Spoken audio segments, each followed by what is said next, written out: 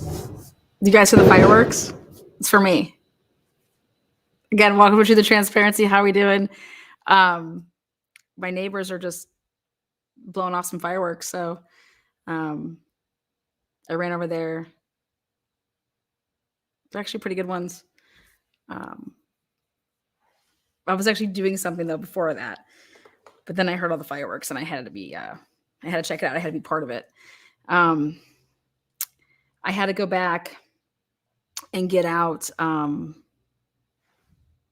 stuff that we did in the beginning, stuff that I haven't had out in months, because we got to go back to the drawing board, and we got to get some justice, and that's what we're gonna do. We're trying to get some justice, because if you either think the defense is lying and Bryan Kohberger is the guy, or the defense is telling the truth and Bryan Kohberger was framed, because they're not denying that sheath has DNA on it. They're not denying that it's probably Bryan's DNA, right? It came back. They tested, his dad. They had to arrest him though and do all that, and then they were able to test his DNA, whatever. So the argument is not that the DNA is not Bryan Kohberger's. The argument is how did it get there? So, sorry, it's just going to be like this.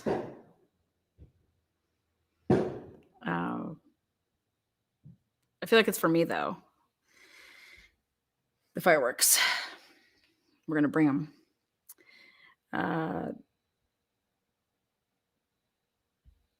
So yeah, if it's not Bryan Kohberger, who is it? Could he be involved and somebody framed him just to take, all the heat? There is some options, but booms are out tonight. Free BK. Wow, fireworks for Lana. Yeah, that's what I told him. I told him it was for me. Cheers, guys. I got 99 problems, but being framed ain't one. Let's check something out, and then I'm gonna bring on Bella here.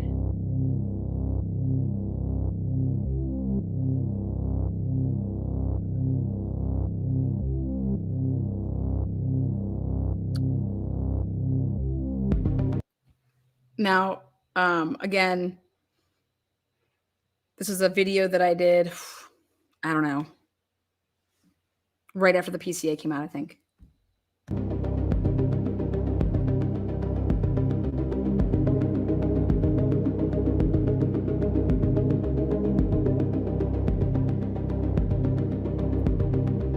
They're saying if there was a DoorDash, if it was Jack in the Box.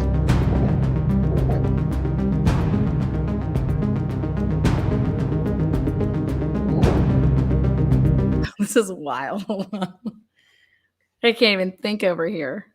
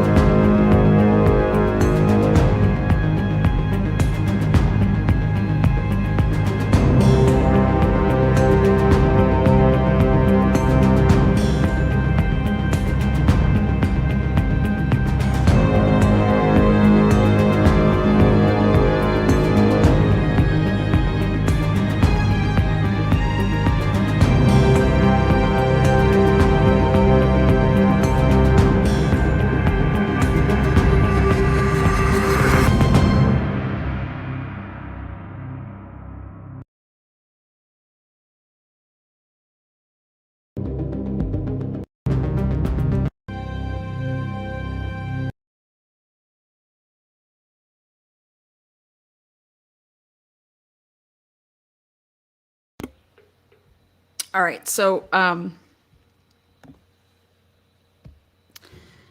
sorry, this is all wild over here. I don't know.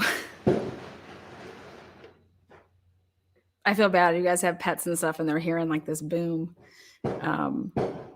So if you go back to the PCA and you read how somebody was making those loops, and they're trying to say that it's this white Elantra and it's Bryan and making all these crazy loops. I made this video a while ago. What it looks like when you actually type in the address and you pump it in your GPS and you actually had to like come from Jack in the Box and it gave you the directions. I don't have to usually compete with fireworks. I can't even talk. But if you were to type in that address, coming from Pullman, coming from the Jack in the Box, you can easily get confused as to trying to find the house. And then if you actually have your GPS on and you have like it taking you to like, okay, should you go in like the front door, the side door, the back? It's really, really complicated. And that's what that video was designed to show. And now I don't understand why my...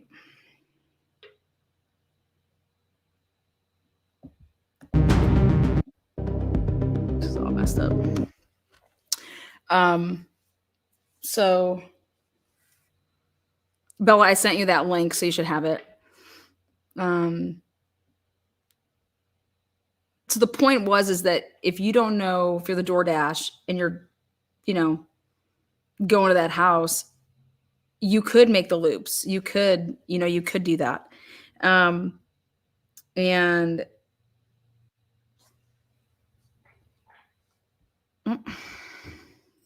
what's up, yo? Hi. Did you put your ear pods in? Excuse me? I got a message from someone saying you don't have your ear pods in. What do you mean I don't have them in? Oh, you do. Yeah, she has them in, everybody. Hi, everyone. I think I've had them in the whole time. I don't know. I don't know. I just got fired. Can you hear all these fireworks? I can. How's everybody doing? I think everyone's great. I think everyone's just like mind blown, to be honest. I know that my one neighbor is yelling at my other neighbor, what the fuck are you doing? I'm like, it's 9:30. Who cares? He wants to blow off fireworks. It's Saturday. They were arguing pretty heavily. Over fireworks? I think because they didn't want the kids to, You're like, I'm doing a podcast already. I know. I'm like, I'm live on YouTube. Everyone just be quiet. We're live now. You're getting a lot of compliments on love your hair, things like that. Thank you. What is it different? Is it? I don't know. You don't know? Hello. My God, fireworks. I know my neighbors are crazy over here. It's a fun neighborhood. Oh, yeah. It's a ball bust over here. I think I live next to like 2 doors down. I think there's a police officer. I'm going to ask him to come on over and if I can interview him. I saw him take off his belt with his, gun and stuff. I'm like. With his strap? Yeah. I was like, he put it in his trunk. I was kind of, is that normal? I don't know. He put his like whole, I was like, is that procedure? So yes, you got to see. Well, you heard about all the motions and I've read them. I've read some of them. The latest, which is, how about Ann Taylor just taking it to Idaho with just like, wow. She made some pretty big statements. Yeah, I think that they needed to be said, right? And this is kind of what we talked about prior, is that these things are going to come up outside the presence of a jury in pretrial motions. And that's what we're hearing now. And I think as somebody who loves trials, it's amazing. We talked about this, right? Just how amazing competent attorneys, competent litigators are with what they need to do for their clients.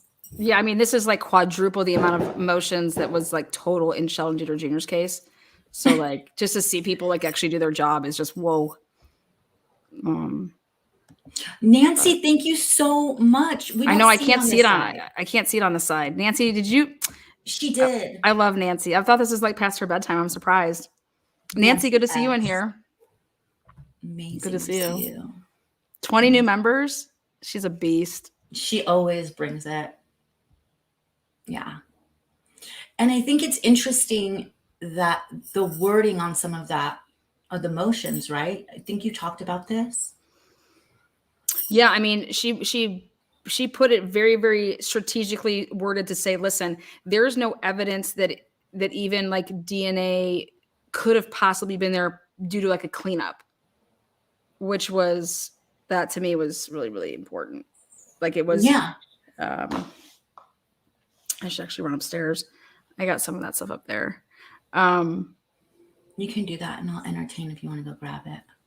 I'll be like, no, I'm kidding. It's okay. Well, I will in a minute.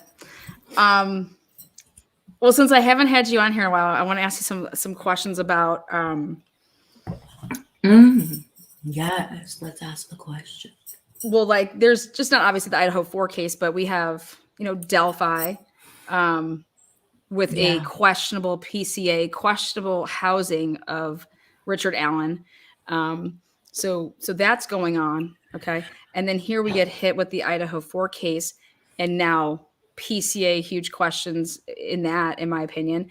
And then boom, no DNA. Well, what the defense is saying.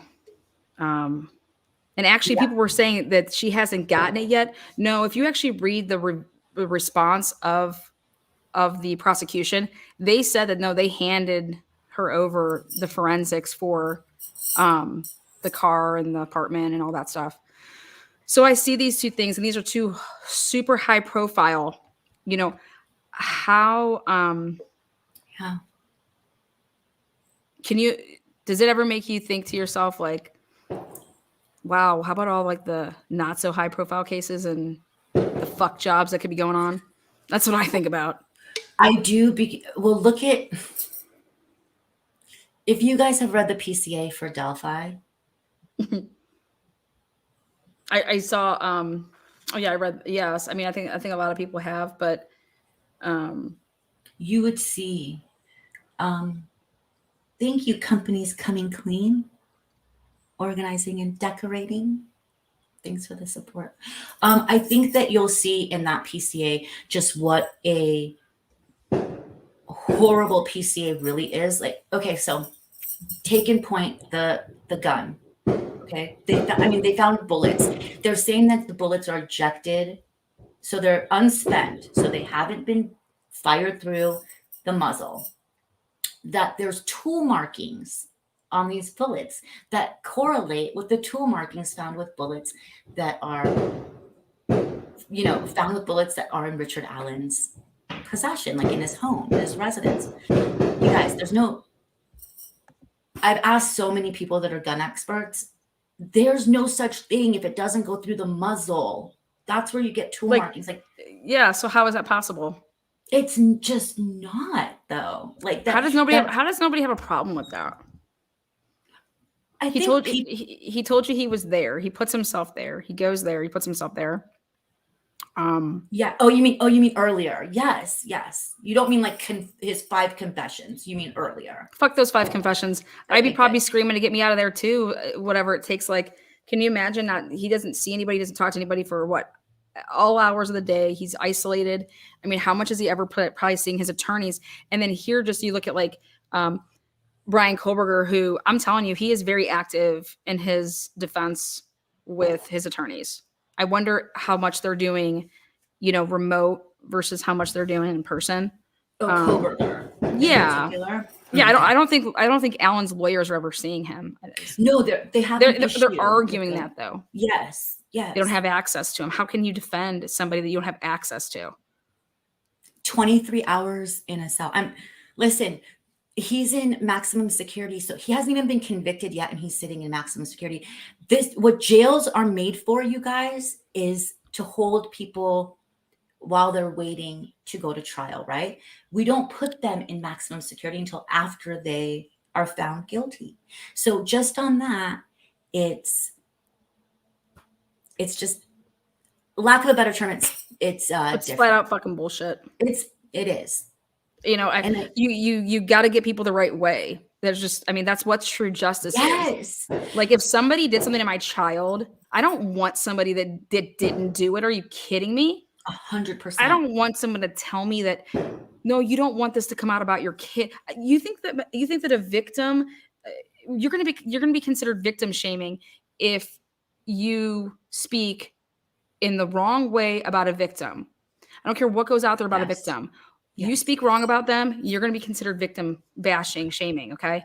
Yeah. So parents out there, when someone tells you that, well, we just don't want, here, let's take this plea deal because we don't want your kid to be, my kid is dead. Okay. I want the truth and I want the true justice for my child, period. Because the truth could possibly prevent it from happening to somebody else's kid. 100%. And that is what our Constitution is based on. And that's why the Sixth Amendment is so important, you guys, because it's not the protection of the criminal like people think. It's our protection. So we're not unjustly put in when we haven't done anything wrong. We have to do it the right way. Yeah. And it has to, and this is, if Richard Allen did it, good luck after all this stuff. Like, this is automatic appeals happening. It's just, it's really sad. He's not, and for anyone, in my opinion, only for anyone who thinks he's faking it out there and he's getting square, he's like starving himself and all. I've heard all that chatter. I don't believe that. He looks vacant. He looks like he is broken. Yeah. And I don't know how many more months, weeks he has left. Right? Yeah. Want diminished capacity at this point. You know, did you see they did an interview with what's his name? Klein. The murder sheet that's like 2 days ago. I was watching it before I took a nap. I never get to take naps. I fell asleep and I took a nap. I was like, this is amazing. I feel like Ann Taylor took like my brain just a little, let it like rest a little bit. Yeah. I was like, is Ann Taylor like, can you imagine though, if Bryan didn't have Ann Taylor? Think about it. Could you imagine that? Because just anybody like her that's going to, you can't read these motions. You can't read this stuff and just, I mean, this takes time to do. Can you imagine saying to Bryan, hey, they have your DNA, man. They have you dead in the water. Like, what are we going to do about this? I'm just trying to save your life. I'm just trying to save your life. Like, I don't want to see you die. I don't want to see you get shot by the firing squad. Yeah. It just like, I don't think that those words were ever uttered out of her mouth. That's the type of attorney that everybody deserves, you know, when they're obviously facing something like this. But I think you deserve an attorney like that, even like, you know, on a smaller scale, because smaller scales eventually lead to bigger scales. Once you get labeled, then, you know, but 100%. Yeah. I'm going to use this document thing here I have. So she knows that's my favorite word, she says. Document. She emphasizes it. So if we go back to the beginning, and I think that everybody should, and you say, okay, well, who would want to frame Bryan Kohberger? Who has the ability to frame Bryan Kohberger? And in my opinion, you're not, like for Sheldon's case, Sheldon was framed, okay? That took multiple people to do. But ultimately, one of those multiple people has to be somebody in law enforcement on some capacity, because you're not able to do certain things. Like your average citizen can't do certain things. You know, they're not privy to the reports and, oh, hey, just act like you didn't see that one. You know what I mean? Or, hey, just don't go. You know, there's certain things I think that if you want to talk about somebody being framed, yeah, it could be people outside of law enforcement. But I think ultimately you have to have at least one person in law enforcement to be able to pull off a frame job. Yeah, I mean, you definitely have to have knowledge of law enforcement and in with them in order to do it. 100%. Yeah, you just can't. There's just no way around, in my opinion. I you think guys, those are fireworks for anyone coming in late, Atlanta. Yeah, those for me, guys. Fireworks for me. We're almost at 4th of July, so in America, if you got, sometimes people celebrate a little early. So let's go back to who's Papa Roger. Oh, he's probably sitting out there like, y'all got the wrong motherfucker. Oh my God, it's totally Bryan Kohberger, says Jennifer coughing over. It's been proven who he is. They like traced his stuff back at, you know, so I don't know why she, and I know it was sent to her, so I don't know why she still wants to go with that, but. Oh, you mean like that they're like Papa Rogers is over there just chilling like y'all are Chilling dumb. like a villain. Y'all are dumb. No. It's so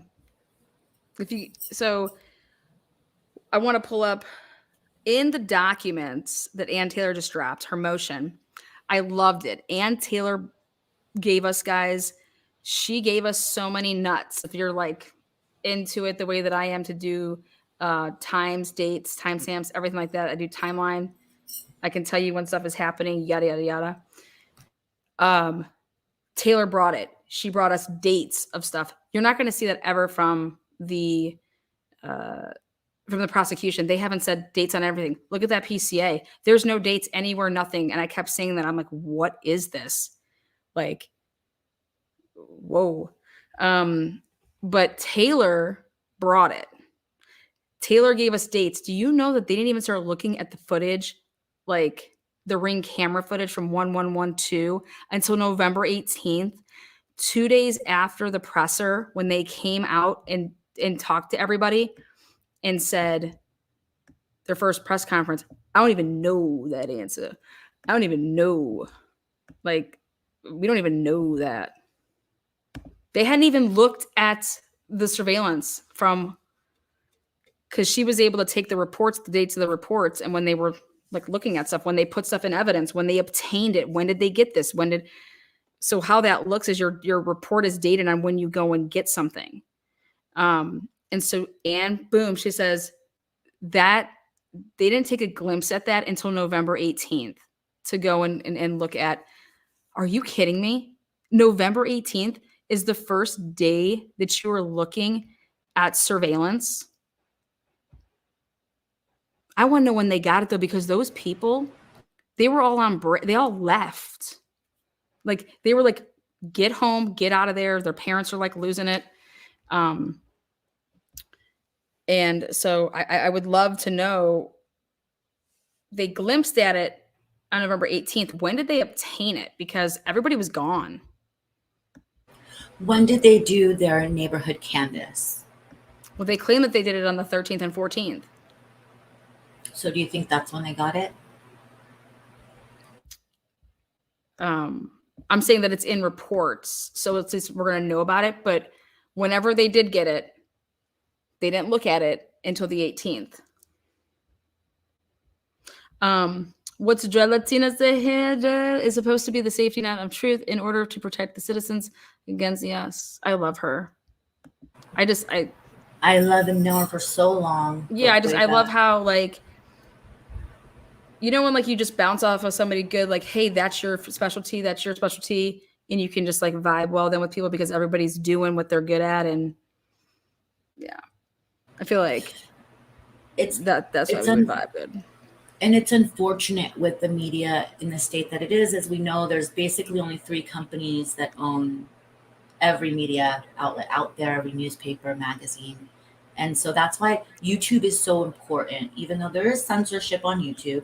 But it's important because people don't have to adhere to like a producer or an editor. So they can say, like Lana can say what she wants, and it's really her words. Lana's going to say whatever she wants, whenever she wants. Octavia, so long I haven't seen Octavia. Hi. So let me see if I want to try something here. I want to go back. I want to show you guys a video that, oh gosh. I got to do it like this. Video file. I don't even know that answer.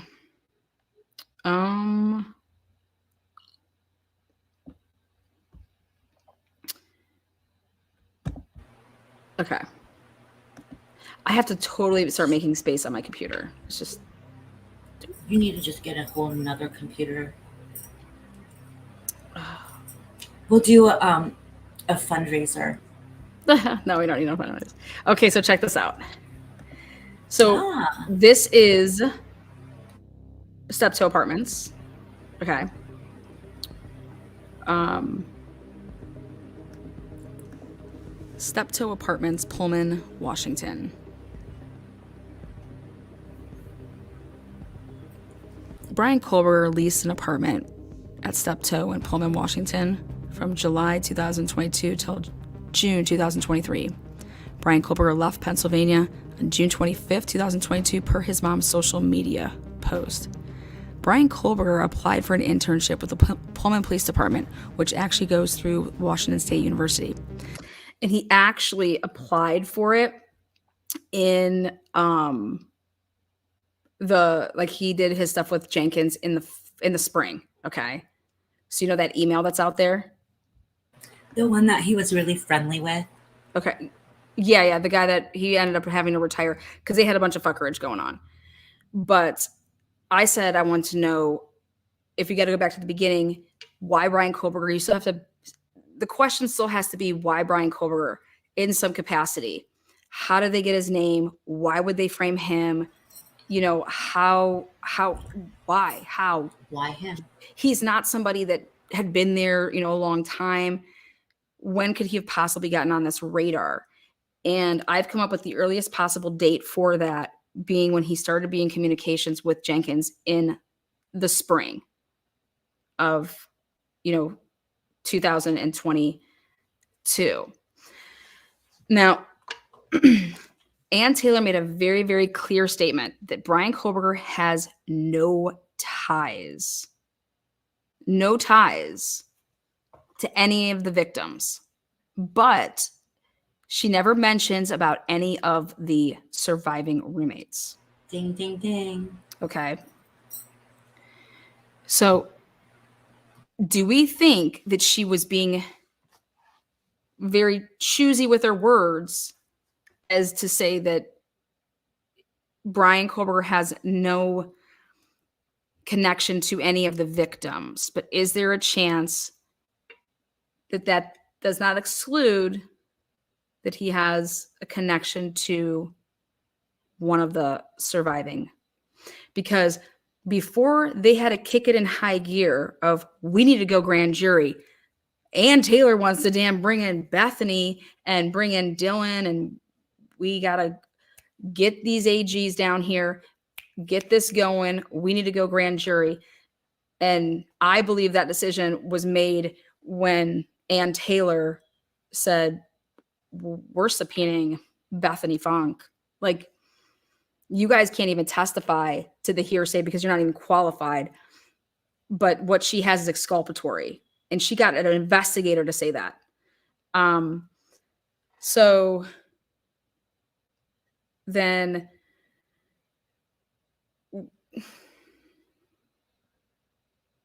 it had said that it's what Bethany has is unique to her. Okay. It's unique to her.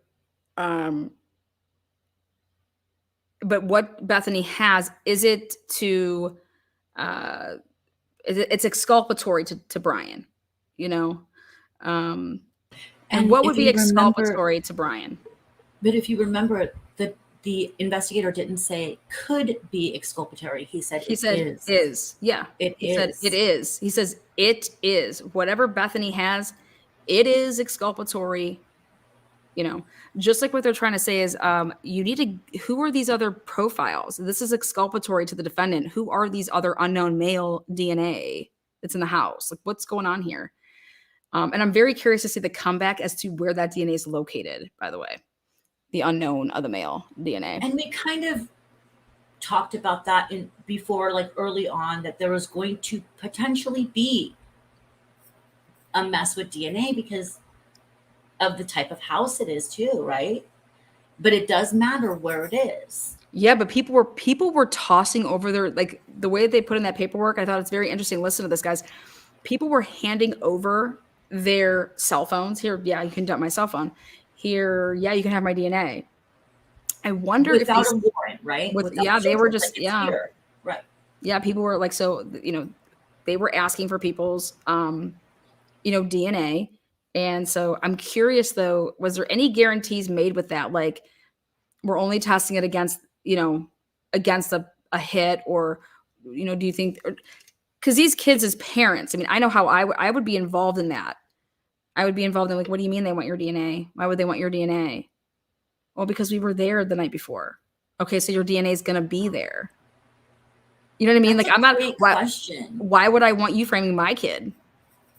I would be like, hell no, you're not getting no DNA. I don't trust these assholes. I don't trust no Moscow.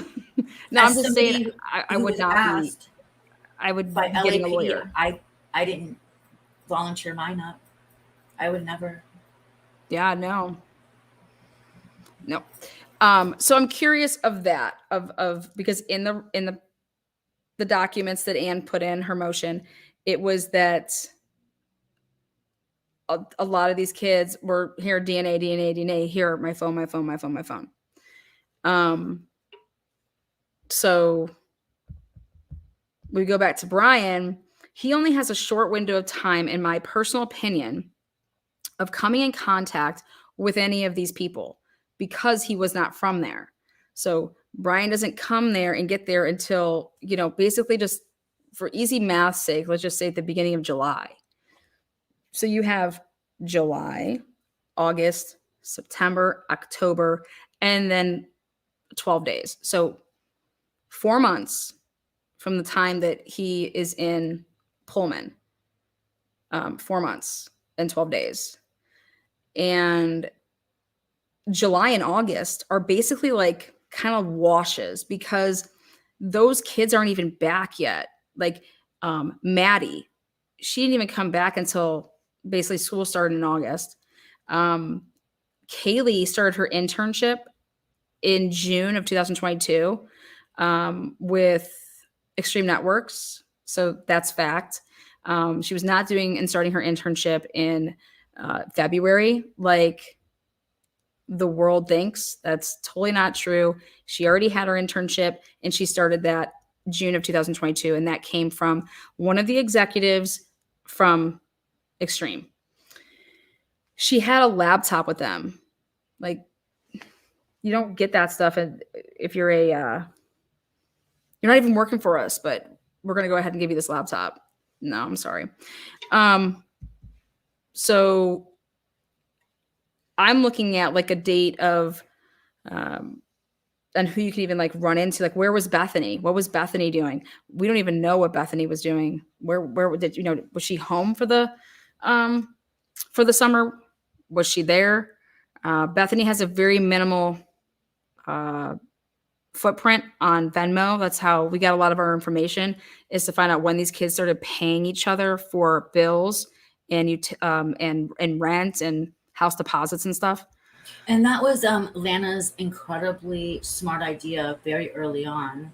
Look at her blushing. I mean, she will say she's amazing, but there are things that she is really amazing at. And it's okay, you guys, like, just a little commercial break for a minute about Lana. I was so excited when this case happened because I was like, this is something you're really good at, and everyone's going to see you in your wheelhouse doing this. And it was exciting. And you guys we've all benefited from it, right? But like, you guys got to see her work in real time, whereas like a cold case, or like a cold case, or a case that's like coming out of like post conviction, or yeah. And I think it's just for the, however big your head is, like, there's a lot of it that's deserved, right? Oh, please. Okay, it's not that big. It's not bad. But thank you. That was.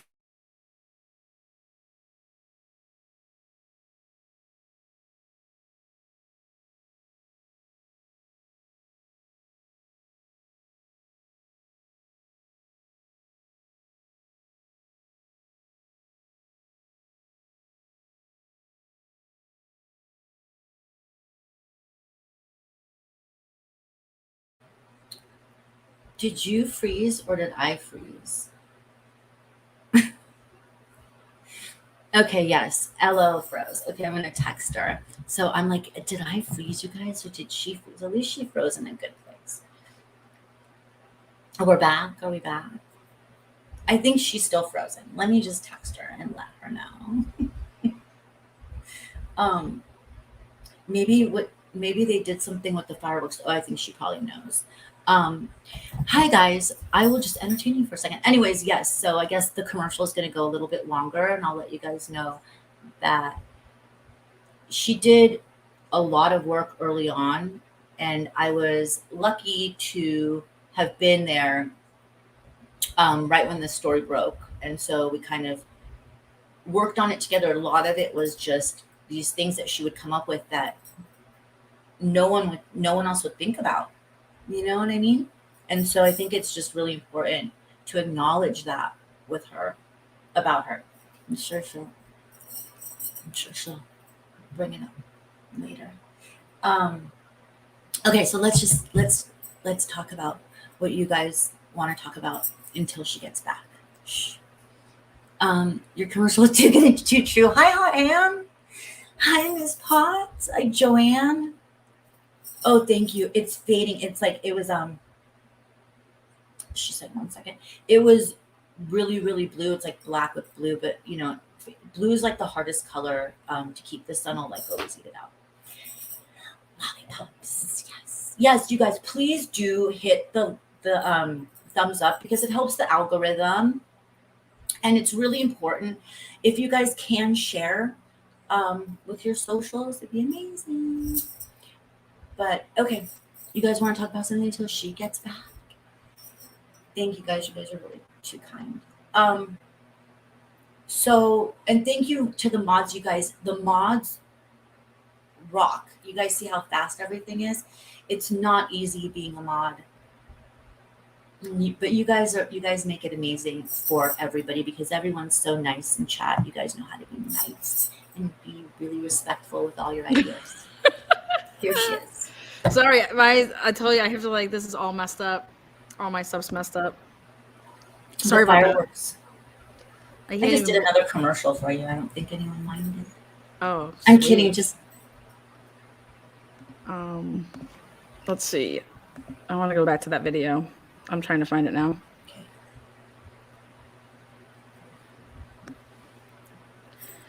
I was trying to move stuff to a hard drive and get stuff off of my. Not now though. Like no, I was doing it earlier. Like let me just do that. It now. all messed up. Multitask. Okay, let's see if this works again. Okay.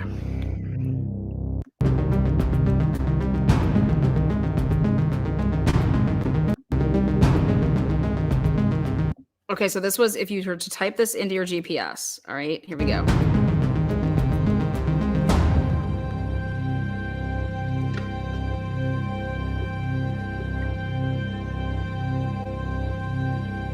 All right, do you see how it takes you to the side of the house? Absolutely. And so if you were to go there and you type this in as you're the Doordash, if you Google it, yes. Yeah, if you put this in if you have to like go there as your app, like your what do you call it? You type it into your GPS to take you there. You get the address, so boom, you type this in. This is what it would look like on your end. So I did it so that we could see what it looks like. Thank you there. iNeighborhood, aka Lana take us home. Great advocacy and beyond. Oh, thank you so much. Please let the young one of yours have this to whatever. Aww. Thank you so much. So sweet. I'll give it to the young one. That's really kind. Thank you. So if you're driving here, you would pass up the house, just like they said in the PCA. You'd pass it up, and it would tell you that you're gonna try to like walk through the side. Okay. But then back here, as we know, because this was made when, God, is it not going to do it? This was made when I could still go back behind. You know how they cut that out now? You can't. So this is what it looks like from this angle, from like Taylor. So like you're supposed to be making like this, right? So you're going to wrap around the house, you know? You park like behind it, kind of. Like on the side of it. Yeah, like you like literally park where all those cars are lined up. Yes. you know, Or on the the side. officers, or the sliding glass doors, like it kind of tells you, right? There's no sliders on this side. No, Oh, it's not the slider side? I thought for sure it was. no, Okay. it's definitely not. I'm gonna confuse the audience. Always doing that. Now read this.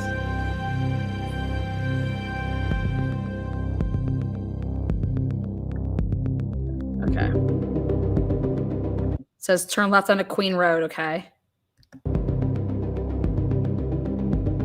Right here. Suspect vehicle 1 can be seen entering the area a fourth time at approximately 4:04 a.m. It can be seen driving eastbound. See how it says King Road? Stopping and turning around in front of 500 Queen Road number 52. Well, guess what, guys? Queen Road number 52, when you Google Maps it and you put it in, this is what pops up. But check out where it pops up. So it's like somebody like literally who made the PCA went and did this by typing this in to Google Maps to get like what it would say when it would pop up. Like this was so ridiculously like great job. Eastbound again, down Queen Road.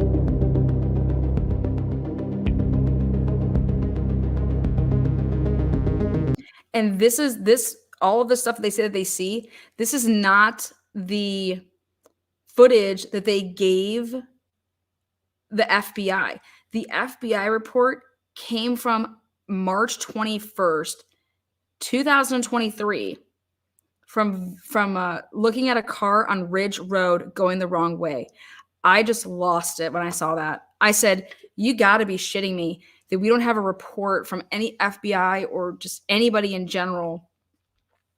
Well, they said the Linda FBI. Lane, what happened to all of these other cameras that we were told about?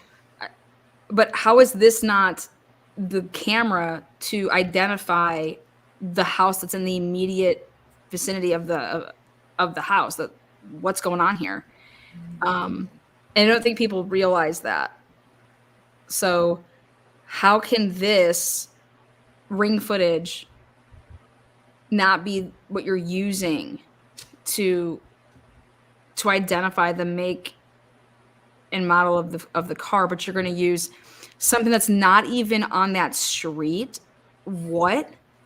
You don't even Going know in if the that car ever opposite- went on that street. Going in the opposite direction. Like, Yeah. what was the grand jury told? Hey guys, we're still testing. Did they hurry up and do the grand jury because they could say like, well, we're still waiting on the test results? Is that what they told the grand jury? How does the grand jury even indict this? That's why I think they want to know what was said to the grand jury. What did you give them the exculpatory evidence? Right. And they're like, what exculpatory evidence? I don't know if there's no blood. There's no DNA of any of these victims on Bryan Kohberger whatsoever. He doesn't know them. He never followed them on social media. Coffin Daffer.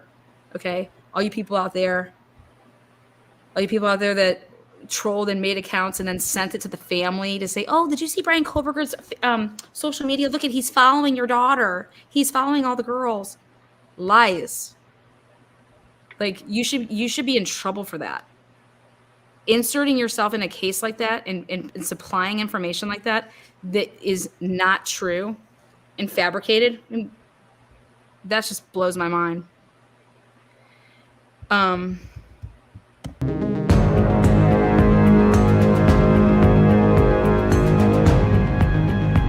It says Queen Road Apartments, Queen Road. Everything's clean.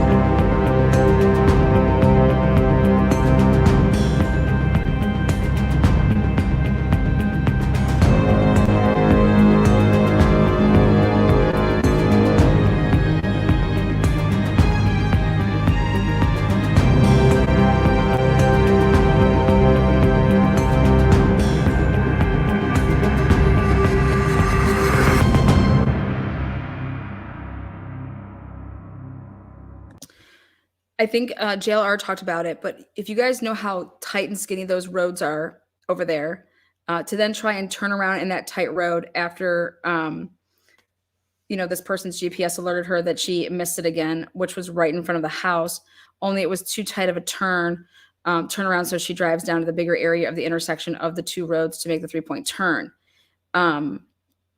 But now, based off of everything that we know now, you want me to believe any of this shit? Any of this? There's no proof of it. This is somebody's interpretation of what exactly? A little dot? Because I can only imagine if it's the 1122, if it's the 1112 house that has this footage, you know, I question the if you can see things from a different angle and it's more towards like the house and not the road, then I don't see how you're like there's just nothing there. You get what I'm trying to say? Like I would have to show you the body cam of the panty girl, the panties, like the car panties person. Right. Like that's who ended up getting, a Ring camera down the road. And then same with the light bulb people. And that one faces away from the house. Yeah, but these are all motion censored. Okay? So something's going to have to get it going. Yeah. And that doesn't happen all the time. That's and just true. because it doesn't happen doesn't mean that there wasn't a car that came by during that period of time.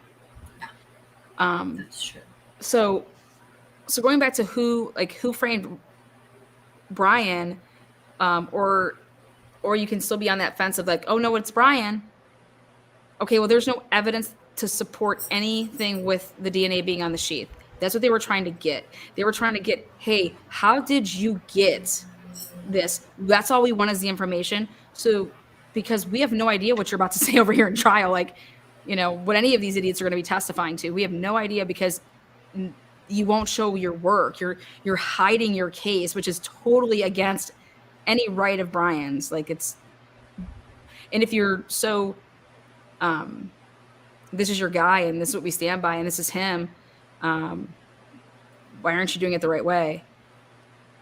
And I think you really want justice for these victims, you have to do it the right way. And you're about to invoke and say that a DNA informant, have you lost your fucking minds? That's never happened. That's not going to happen. But can you believe that that's what they were going to do from jump? Like where did they ever get that idea? Hey, we can just name them as informants. We can just name them as informants. They can redact. There's a lot of things they can do. They can compel the defense to not share it with anybody, and the defense would be in trouble if they did. So there's a lot of things, but Bryan, if you're going to accuse somebody and say, this is how we got to you, you have to show them how. That's one of our amendments. You have to face your accusers. You have to know why you have the right to face your accusers. You have to know how you got there. Doesn't make any sense. Oh, wait, right there.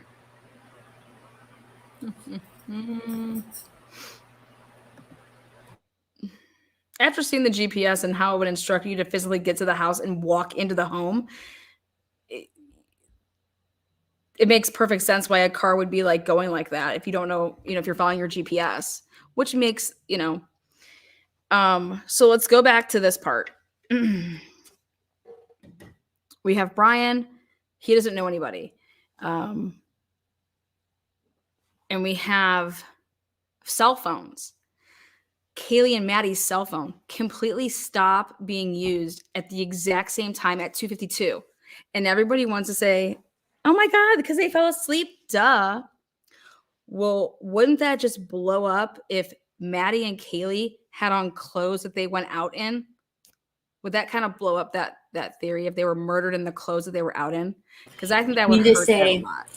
If they didn't have pajamas on, or if they yeah, like if you're getting ready to go to bed and you're out all day, if you take care of yourself and you're like all big about your bed, you're not getting in your bed in clothes that are filthy, in a sense. Okay? Even just comfort, like who wants to sleep in jeans, right?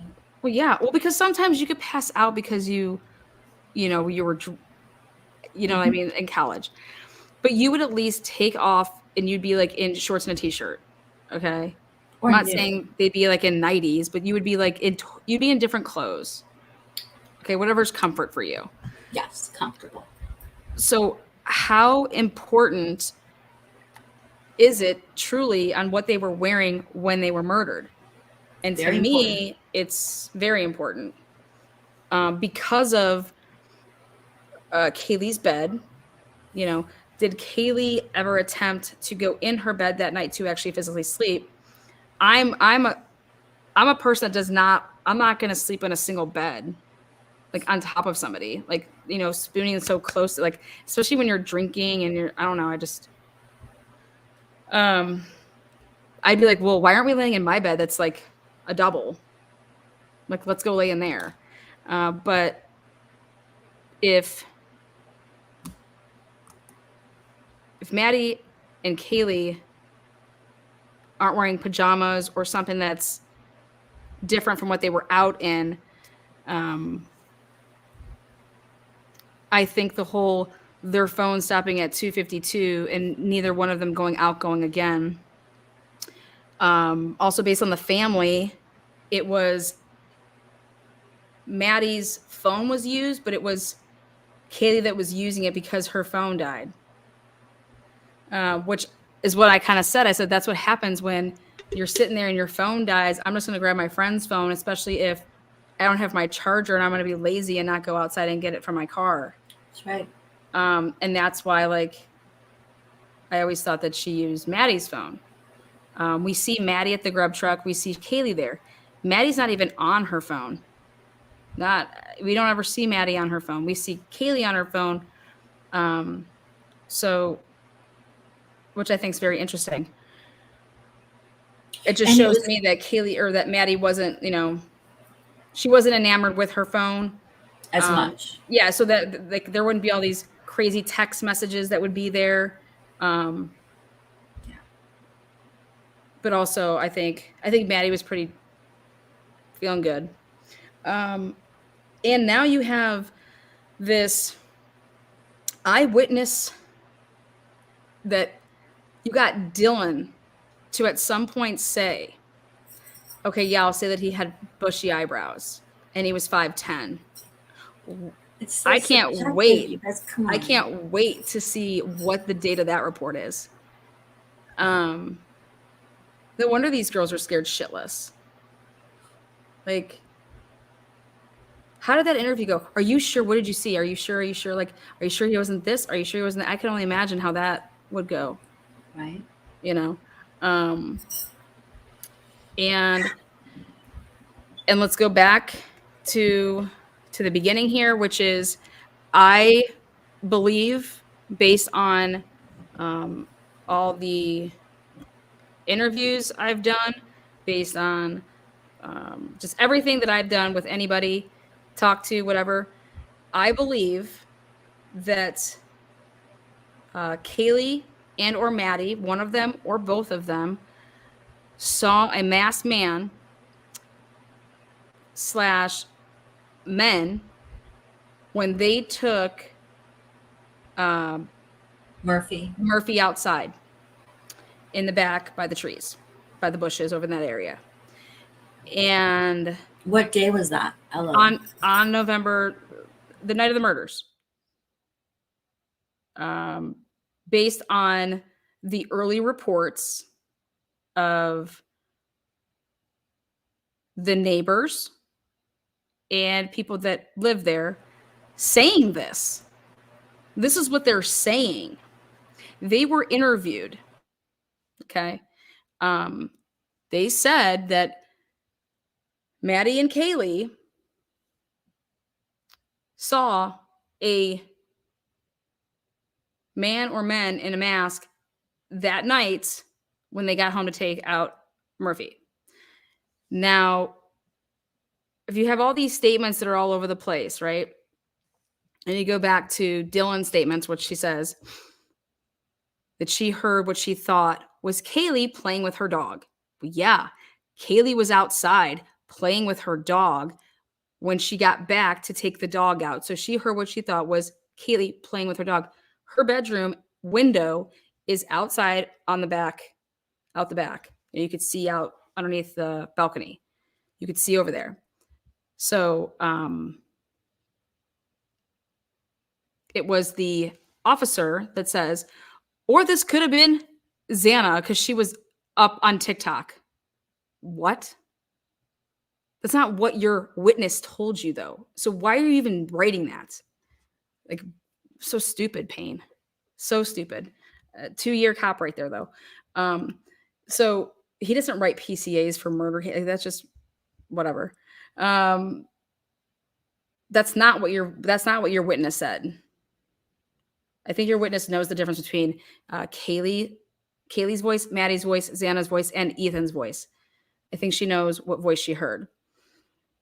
But I believe that happened, which means that had to have happened, guys, before Maddie and Kaylee were murdered. Okay? Because Maddie and Kaylee are the original sources of the information. So that means they're alive. That means to tell me that you're going to sit here and tell me that Maddie and Kaylee saw a masked man or men, which would be way before this white car arrived there at 3:30 or 3:29. And so what I always said to myself, what would be the odds that they would see that, but then Bryan Kohberger just would come along on the same night that would be happening, that he's just going to come along and just drive a couple times around on that night that happened to just, you know what? And I'm going to send a DoorDash and, do all these things to commit this perfect crime to people that I don't even know. And at a house, it's just a revolving door. You have no idea who's going to be there, when they're going to be there, what time they're going to go to bed. You're not going to know any of that because the house is literally, it's cracking at all times. The body cams taught me that. The body cams taught me how actually dark it is in the front of the house. But if you go around back, it's actually lit up like a light. It's lit up like 4th of July back there. It's not dark. It's not. Where it's dark is right in the front. Then I said, why are they lying about Dylan's room being on the first floor? Dylan's room is on the second floor. Based on social media, putting together all the different pictures, able to put that out there, people thought we were crazy putting that out there. Well, guess what? She's on the second floor. She's in that back room bedroom. We were right. You reported it first here, and then media caught on. And they didn't even want to say it yet. They wouldn't even acknowledge that. Well, whatever. But think about this, guys. Think about everything. This wasn't to preserve these 2 victims that were surviving witnesses, okay? What the hell is going on? Like everything that we were just told with that motion that came out, you got to now go back to the beginning and you look at everything and you can actually blow it wide open. So much so that you have so many more pieces to punch in there. And how influential was law enforcement to get certain people to say certain things? Because do you think that it was Dylan that said, I slept in my bedroom or I slept down in the first floor? How do you think that played out? Well, because on the PCA, she slept in her bed. Right. According to the PCA, there's so much talk about the amount of times she opens her bedroom door, right? And it's her bedroom door. But remember, the PCA was made after the fact. So right. But if they're going by that statement, so what do I believe she told the officers? I can't say because all I know is what she said. How about this? How surprised do you think Dylan and Bethany were when they read the PCA to be like, what the fuck? I didn't say this. I said bushy eyebrows, clad in black. Oh my God, I didn't say this. They're probably over there like, holy shit, we didn't say this. And then, do you think that they weren't told like a heads up about this is gonna be your statement, sign here? Even that. Honestly, okay, listen. What we know from Ann Taylor is that Bethany had more than. They don't even put in what Bethany says. They just, no, they don't. But they said that we're going to tell you the time of death of these people based on the surviving witnesses' phones. What? I've never heard of such a thing in my life. I was screaming this from the rooftops day one of the PC. I was like, wait, last time I checked, you're going to decide my death is going to be my footprint on my phone. Like, why would my death be determined by what that asshole that's my roommate, who's completely, burnout over there, their phone? What does their phone is going to tell us? They were all at home by 2 and in their rooms by 4. Does that mean that Kaylee was in her room? Maddie was in her room? Who would even know this? Let me just go inspect the house really quick. You wouldn't know any would of this you shit. know? Would you? Let's say it's Dylan that told the officers that information. Would Dylan know if Maddie fell asleep in her bed and then Kaylee fell asleep in her bed? Would you know that in your college days of living in a dorm? How I would answer that in college, I would say, let's say we all went to the baseball party. Well, let's see. Me and Bryan left for a couple hours. Then we came back, and then I left with my roommates, and then we got home. I don't even know what time we got home, but I can tell you what time I called my boyfriend to say, good night. We were pretty tipsy. Well, who came home with you guys? Anybody come home with you guys? No, it was just like my roommates. So you guys all came home together? Well, yeah. Did anybody leave? Well, I don't know. I went to my bed. What do you mean, did anybody leave? I didn't hear anybody leave, I guess. Nobody woke me up. When everybody got home, did you guys all go to your rooms right away? What'd you guys do? I don't know. Maybe some of the girls showered, but we didn't have a party or anything like that. Like, you get what I'm trying to say? Like, that's how that's how these people would be talking. Like, you'd have to get down really, really, really. Was anybody there at the house when you were there? Where was the dog?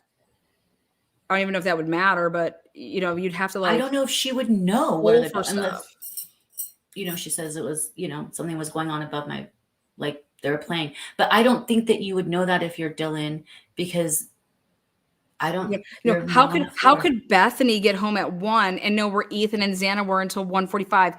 I mean, give me a break. That just alone, that sentence, if you were in English class to read that, if anybody with any common sense would raise their hand and be like, how would Sue know that Bobby was home or wherever he was? If she's home, how would he know where Bobby is? And they'd be like, oh, great job, Sue. That's critical thinking right there. But here, we're just all supposed to be like, oh, that sounds great. So, how about this, guys? Did it not scream questionable when you don't want to talk to any of these parents to ask them about their kid and what they possibly could have been into? Or, hey, did they get in a fight with anybody? Hey, why'd your daughter move out of the house early? I mean, what's changed in any of these people's lives? Has anyone tried?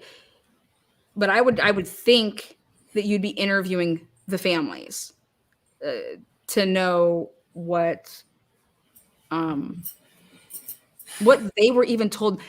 Even when kids lie to their parents, I want to know that lie, because usually then you can find out why they were lying and what they were lying about. What were they trying to hide? Because in your investigation, you're going to be able to see stuff that's true, right? Well, what did they tell their parents? I'm just curious. You know what I mean? And I think that all matters. What did your kid try to lie to you about? What were you asking?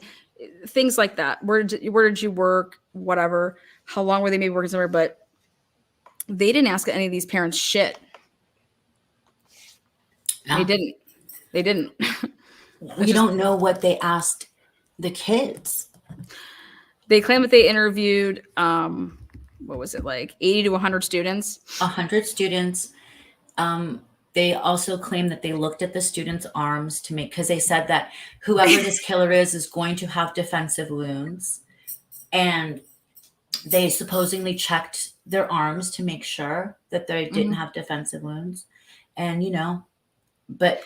So does that mean you're looking for these defensive wounds? Did any of these victims get anything underneath their nails? Well, okay. So early on, that was what everyone was saying is, especially because of Xana's injuries. I don't know if everyone knows this, but it's out there.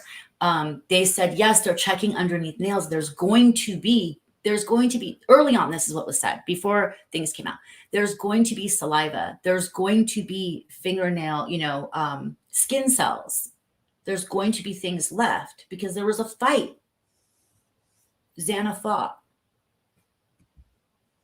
It's about to be a girl fight. When last? Oh, it will like you're saying that Xana down there.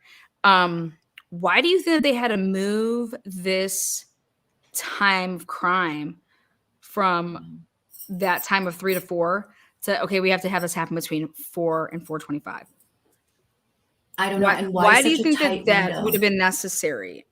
Okay, and the only thing that makes sense to me with that is they already got when they decided to change that they already got Bryan Kohberger's.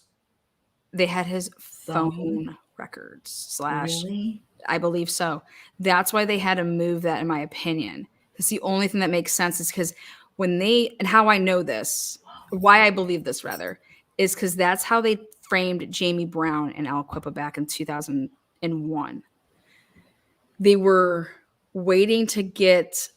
I mean, back in the day of 2001, you're like, well, they didn't have. They needed to show that he wasn't at home to use his landline, so they needed to know when his landline was being occupied. But it had to do with that. So let's go back and figure out when they started to know. Remember they were pulling him over. Okay, now if you want my opinion on these pullovers now, when he was getting pulled over in August when he gave up his number because he didn't give his number up in this latest one in October. Did Bryan touch anything when he was pulled over? Were they able to obtain his DNA when he got pulled over? Again, because they had his DNA, guys, and when did they put it on that sheath? Like, I don't argue that it's not his DNA. I believe it is his DNA. But when did that whole planting of that happen? I thought that was really well put that Anne did when she said it was placed. That was placed. Just killer words there. She's, in my opinion, I think she's his driver's license.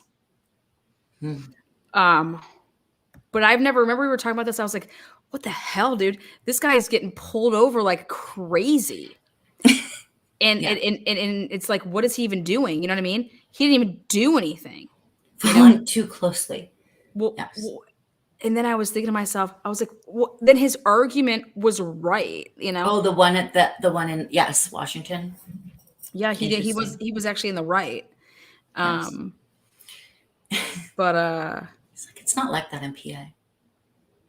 And if you think about when he would have ever come across to like maybe Bryan, I'm sure he's sitting there. He's like, how the fuck would they have my DNA? When did he ever touch? And he's probably thinking and thinking and thinking and thinking. And he's like, holy shit. Like there's a decent chance that Bryan, in my personal opinion, knows how a lot of this happened, but not all of it. So you think that he would be very integral in putting a lot of the pieces together? Well, yeah, because I think that he had to tell Ann Taylor, like, if you're never going to be able to help your attorney when you just say, if Bryan Kohberger just told Ann Taylor, dude, I don't know them, I've never seen them, I did not do this, and that's it, they would not be anywhere where they need to be in where they're at right now. That's just impossible. Because Ann wouldn't know any of this shit. She'd have to physically talk to him to get all of this out. To say, okay, Bryan, they have your DNA's there. He'd have to talk that. He'd have to be like, and they have, okay, here's the PCA. They say that you're driving around and you're doing all of this stuff. Why were you all the way out grocery shopping 45 miles away? Why'd your phone turn off at these hours? And he's probably like, well, my phone died, but I mean, turned off. So like they would know, was it turned off? Did it die? Like all the things that we learned in the Murdaugh, which was a great, I learned so much from that case. And I hate to say that was great. I just learned, if you actually watch that, you learned so much about digital evidence, especially to do with like what these cell phones could tell you nowadays. I mean, if you believe the testimony, which I think that Murdaugh's attorneys they did not take enough time to prep for that, because some of the stuff I thought was wonky, but to know if you picked up your phone and you turned it, to know that so that's going to be like that with Dylan's phone, Bethany's phone. To know if you plugged your phone into a charger on a car. Yeah, if it died, or if it you turned it off. If you have some apps that can tell you what your heart rate is at certain times. Mm-hmm. If you were sleeping at certain times. My bed is a smart bed, and it'll tell somebody when I was sleeping or when I was awake or if I wasn't in it. Oh, smart. I hate all this smart shit. I do too. I don't like it like at all. But I mean, hey, God forbid something happens. Like, oh no, she was dead at this time. So I think that they're talking about a lot of this, and if you're not, and if Bryan was not talking and saying, hey, this is what's up, this is what's up, this is what's up, I believe that Bryan Kohberger 100 has told Ann everything he possibly knows, to his extent of like, if when he remembers something, you know what I mean? Yeah. But he is 100%, he's told her everything. Even if he was involved with any type of thing, that man has told her, because I believe that it would be impossible for her to be doing this type of a job defending him at this point. And he would want to be involved in his own defense, because you would know as the person who's being accused where your whereabouts were. And you probably know things. You might not know that you know certain things, but if you are given enough information, you can put things together. Do you know what I'm saying? Like, well, yeah, because you know what you did, that you know what you didn't, but how are you supposed to, if he literally was sleeping, let's say that he was sleeping. Mm-hmm. He's like, what the fuck? I was sleeping. What's my alibi? My alibi? My alibi is my right hand. I didn't do dick. You know what I mean? Like, I was sleeping. Who's going to corroborate that? But let's see, so in that case, then it's like, and I'm not saying that that's his thing. He may say whatever the case may be. Yes. Yes. But when you have nothing else to do, you're sitting there, you didn't do something. I know what it's like to be accused of something that you did not do. I believe that he probably went through those first 995 pages of discovery literally in 2 days max, just to like read it and go through it. And then he's putting it all. But can you imagine if you couldn't do that?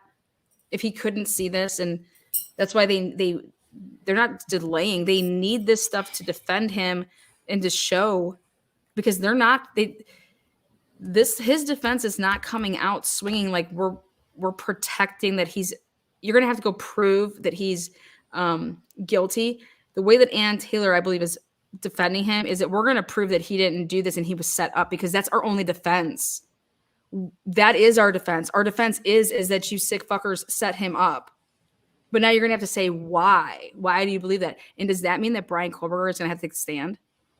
Do I even think that it's going to the burden is on? But the burden is on the state. Yeah, but I know that everybody thinks that, but that's not the way the world works anymore. I'm sorry, it might not be, but listen, I've been to too many. I've watched too many things. Like, I haven't seen the Ann Taylor. You got 25 people in here, 2,500 people watching. Oh, and everybody out there is like, when I hear people say, "Oh my God, he totally did," I'm thinking, he totally did what? What are you basing this off of? Like, if you were a jury member, like, yeah, no, he's innocent. They're going to have to prove to me that he did this, If you didn't physically witness this person kill somebody, like, how are you even saying that? No, you're innocent until proven guilty. But unfortunately, mainstream media has changed that for a lot of people. No, that's true. Okay, but we also have veneer in the Sixth Amendment, which is change of venue. But here's the thing: I don't care if it needs to be. You guys, the state has the burden of proof. So I don't know if Brian's going to take. I can't answer that. What do you think? I should just ask you what you think about that. What, it's taking the Do you stand? think he's? Mhm. I don't think it's going to go that far. You don't think it's even going to go to trial? No, I don't. I did until yesterday. And I was really looking forward to this trial because what we would learn. Do you understand that I believe if stuff comes out from this trial, like for example, in that motion it says, what do you not want stuff to get out, what you've been doing with these databases and these 23andMe's and all this stuff. What don't you want to get out? What don't you want to get out?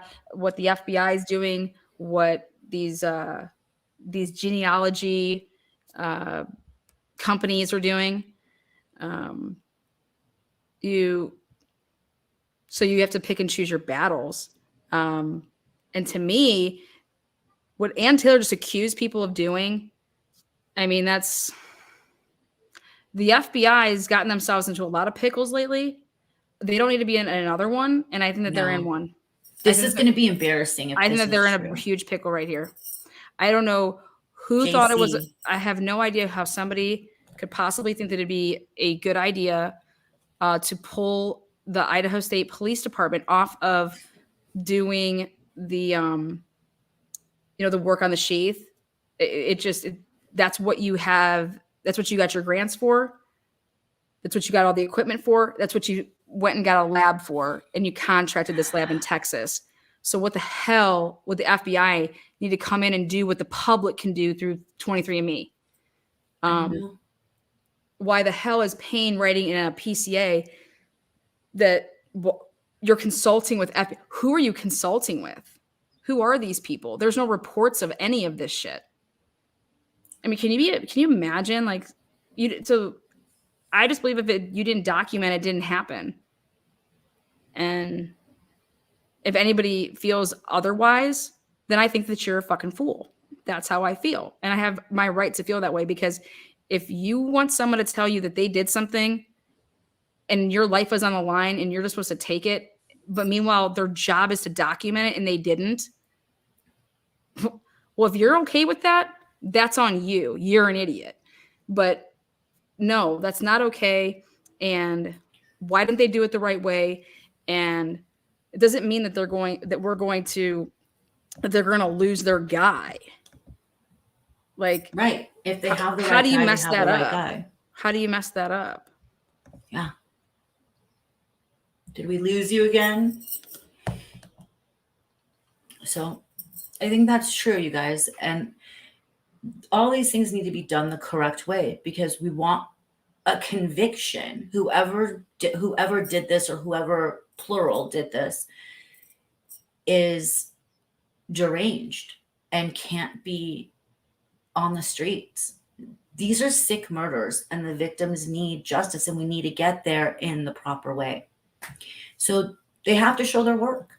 How did you get? You're saying this is how you got his name. How did you get his name? I completely keep getting kicked off.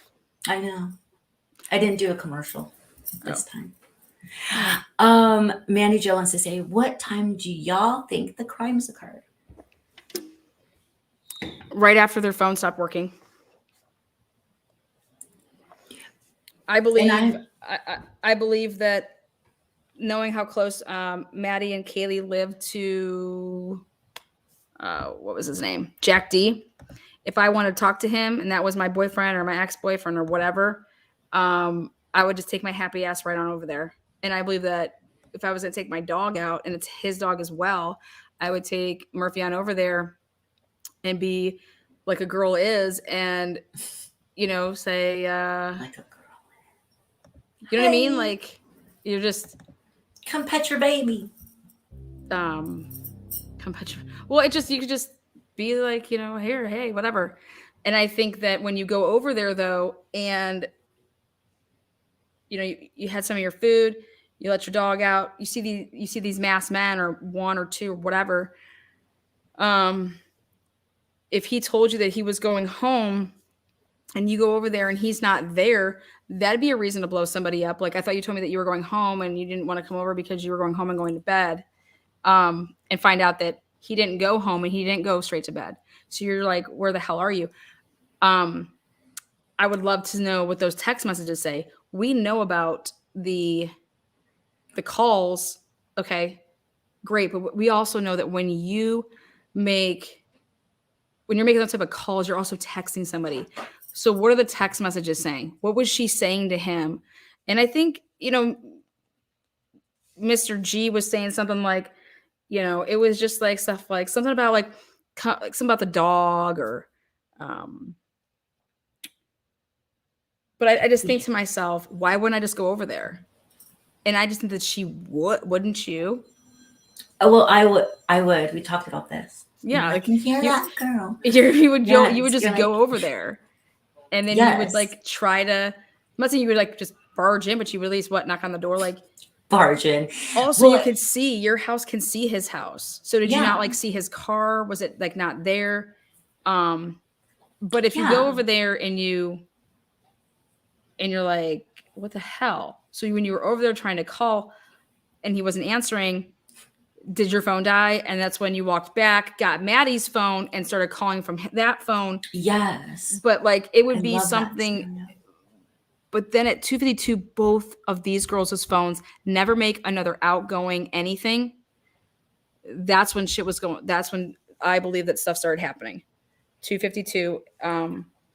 So I think that's what's really important to know is what happened between 1:56 and 2:52. And if you go based off of the Banfield camp or the camera, you got those kids walking away, and you see them in the background. It's like 3:12 or something. And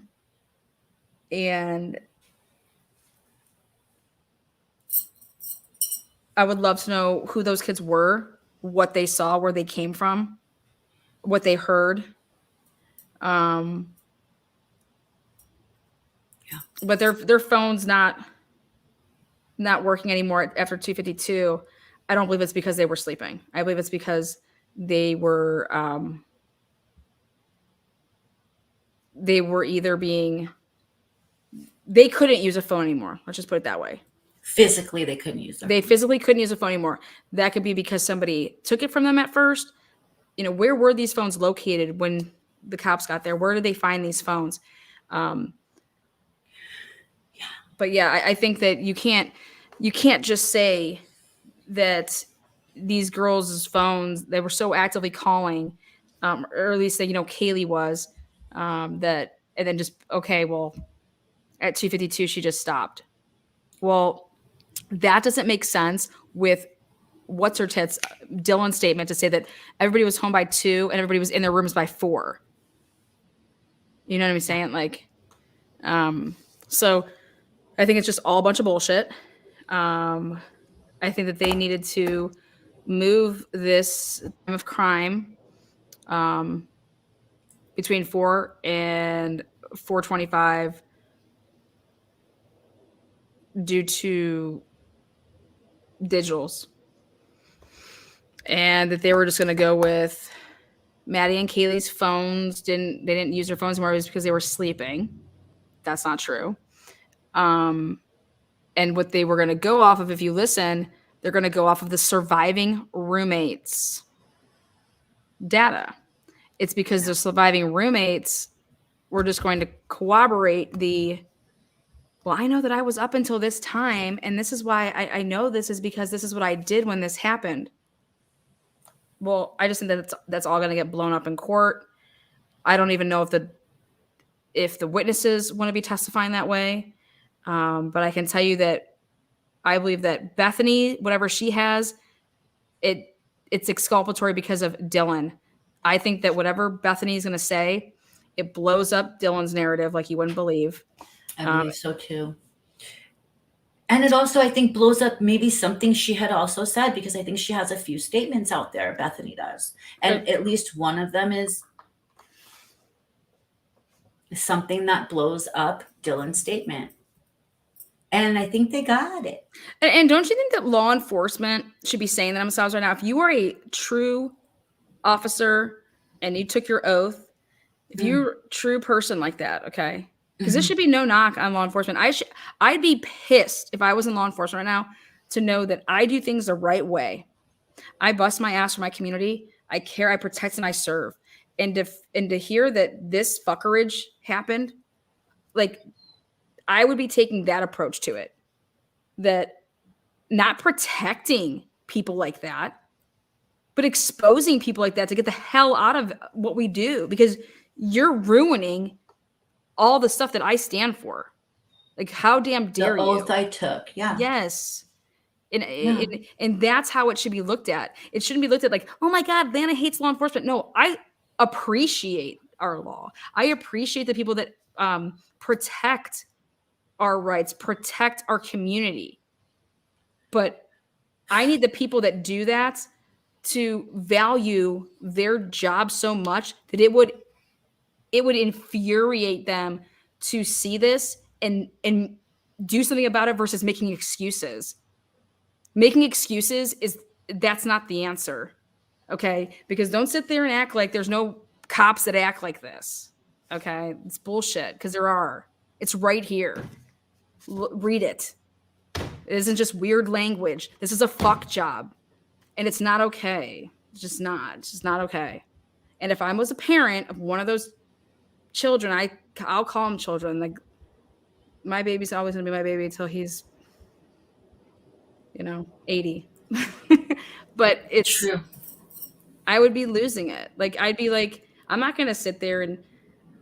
So I hope to God that whatever Steve knows, he does his thing, and just be honest. Just be honest. Don't worry about what you think that, somebody's going to think about someone's reputation or anything like that. Image. It's not worth it. Screw all that. No one thinks anything. No one's going to think. There's nothing out there that could change that to me. Right. And if anybody feels that way, then, like I said, you're an idiot. Okay? I don't care what anybody would be involved in their entire life. Okay? Not even somebody that's a criminal deserves, what happened.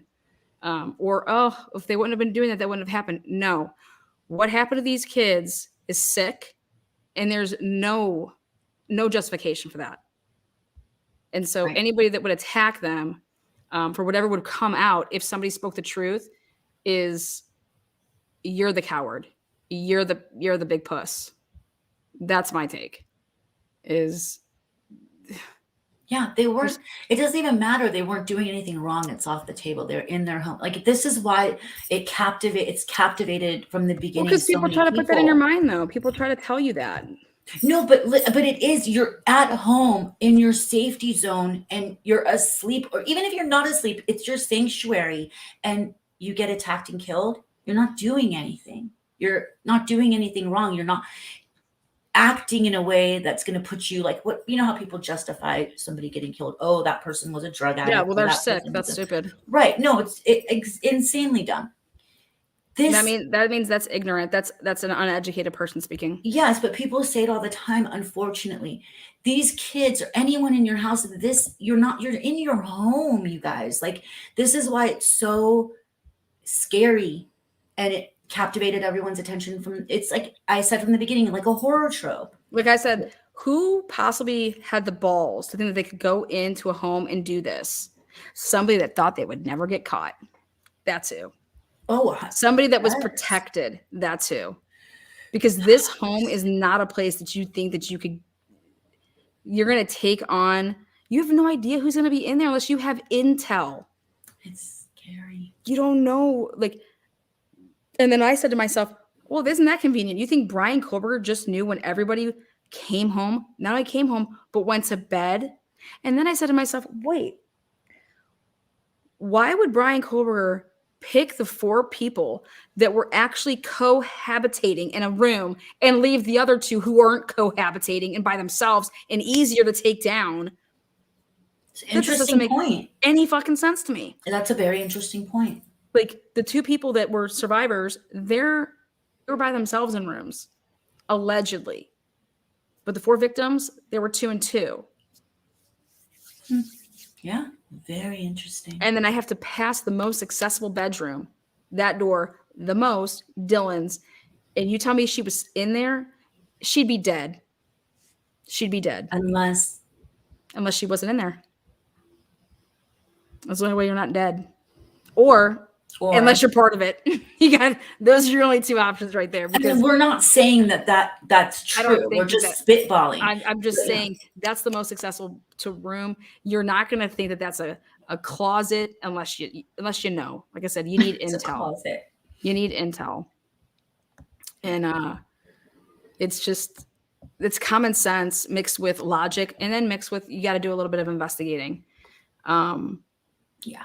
But when I read that, I was like, wow, this is so circumstantial. That's the first thing I thought.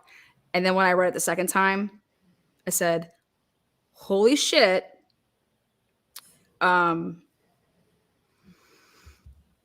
If he has a good lawyer, I knew that Bryan Kohberger he's never gonna say that he did this. He's never gonna say, for people already on that kick of like that he's trying to be BTK. I mean, that's just wild to me. Because he went to school where the daughter went and taught. Just wild. This dude doesn't have a criminal. He has nothing on his background. Nothing. Well, because he's not. You think he's weird? I think he's better looking than Jack. Any of those Jacks. He's going to be more successful too. I mean, shit, he's going to be making 6 figures. No doubt about it. I just don't think that this has anything to do with BTK. It's not even similar to anything BTK did. So we need to take that off the table. How about you remember that post though? Before this ever even happened, that they were talking BTK. Yes. I was like, what? No, that tripped me out. Wait, do you have that? Let's show that to people. Before it was ever mentioned that it was Bryan, no one knew it was Bryan. Somebody was talking. I don't know where. Hi, Alsane. Alsane, our laugh police.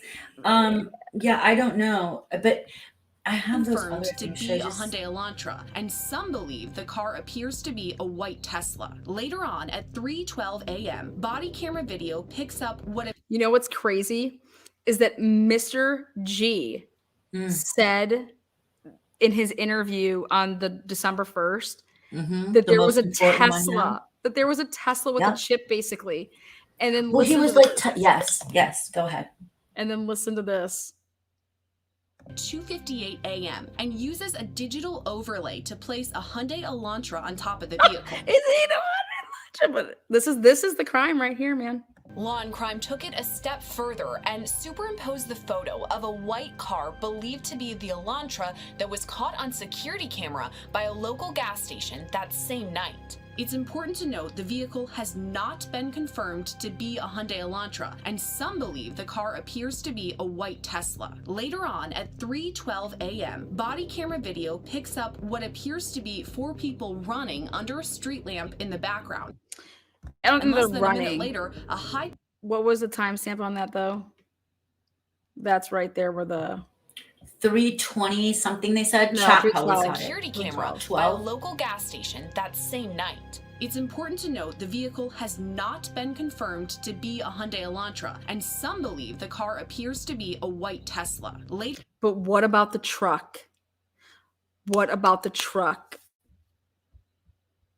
Let's talk about the truck. Talk about it. I'm just saying, like, what about the truck? Like, it's because they. Later on at 3:12 a.m., They're body just camera sick. video picks up what appears to be 4 people running under a street lamp in the background, and less than a minute later, a high-pitched noise. Some online detectives believe this sound could be a scream, while others say it could be tires screeching.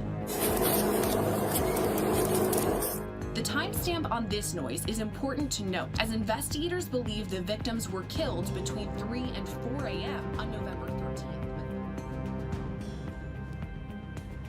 Truth and Transparency believes that multiple undercover cars were driving around the campus on November 12th, late evening into the early morning on November 13th, as stated by the body cam footage. The PCA puts Bryan Kohberger on Washington State's campus at 2:42 a.m., 2:44 a.m., 2:47, and 2:53 a.m. based on both CCTV television and cell tower pings. I just texted it to you. So the white Elantra that is seen driving in the background of the camera footage from the quote-unquote Banfield body cam and Linda Street can't be the white Elantra that they are putting on Bryan, as he wasn't in that area until 3:26 a.m. according to the PCA. Dude, this video is so old that I put out there, like, God, what are these people doing? I'm like, what are these people talking about? Oh my God, it's Bryan. It's Bryan.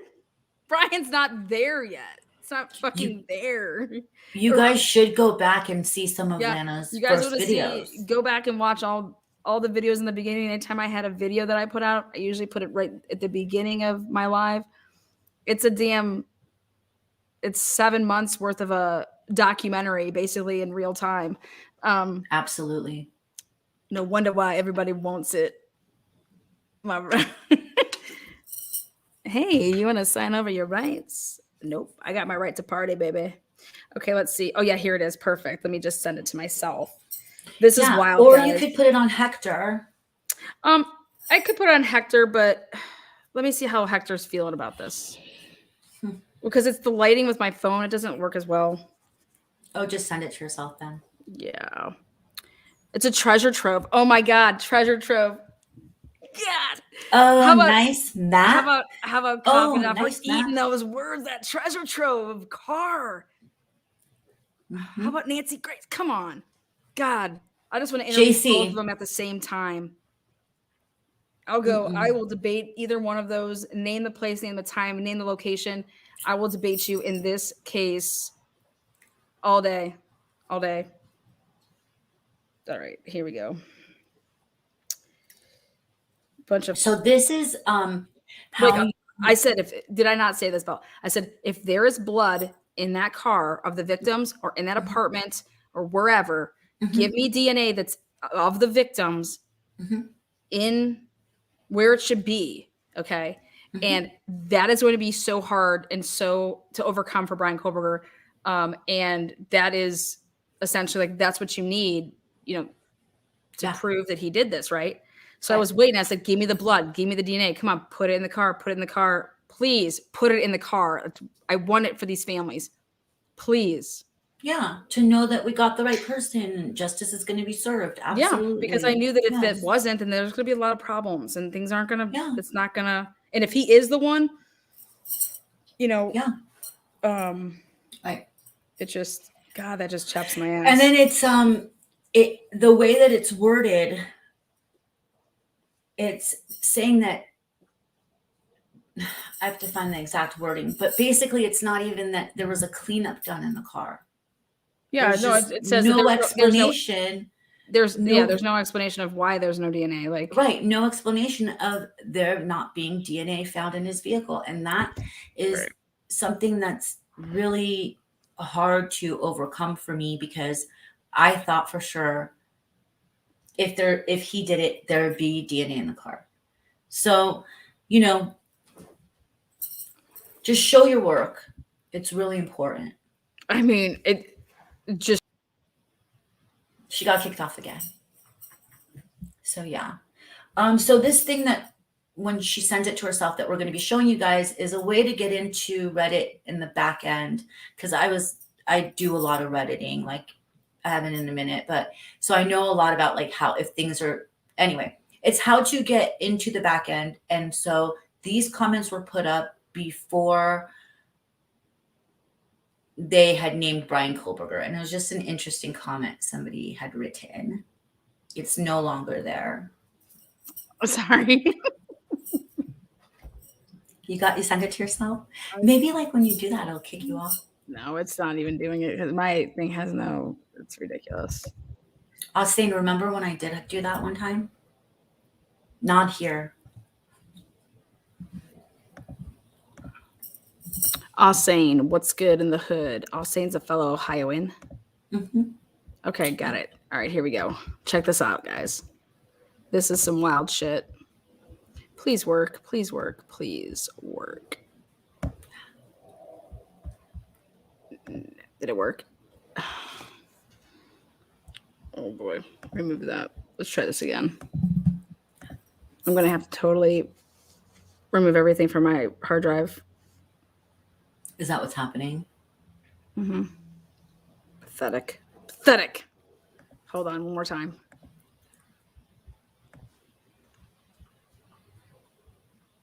Come on. Cross your fingers.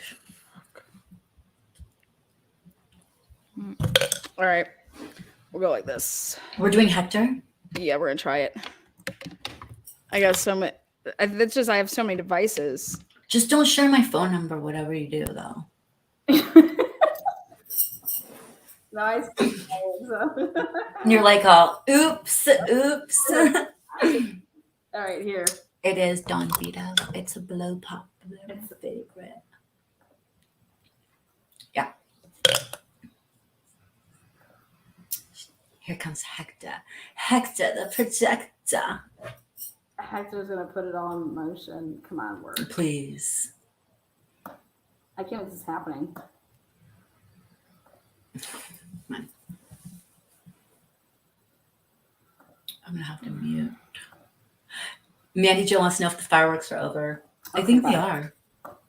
What time is it over there? They are. Oh, they're so respectful. It's Saturday. It's like what, 11 over there on the East Coast? Okay, look at this. It's gonna work. Okay, do not share my number. I'm not. Okay. Okay, there. Serious. All right. Awesome. Look at that. Mm-hmm. All right, so check this out. Now this is, you have to mind yourself here. This is 7 months ago. So this is before like Bryan Kohberger was arrested or anything like that, all right? And oopsies. It says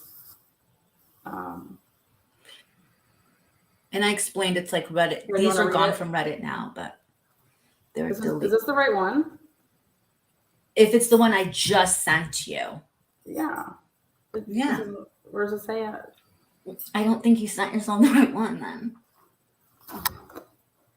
Yeah, I did. Mm-mm. If you text it to me, yep, this is the one. Oh, yeah, there it is. It's right there. Okay. Moscow local here. Me too. Each day that passes, I'm getting the feeling this is a BTK Ramirez type perpetrator. Moscow and the university is tight-knit. Everyone knows everyone here. If the person knew the victims, we would have multiple clear suspects. Let me make this bigger.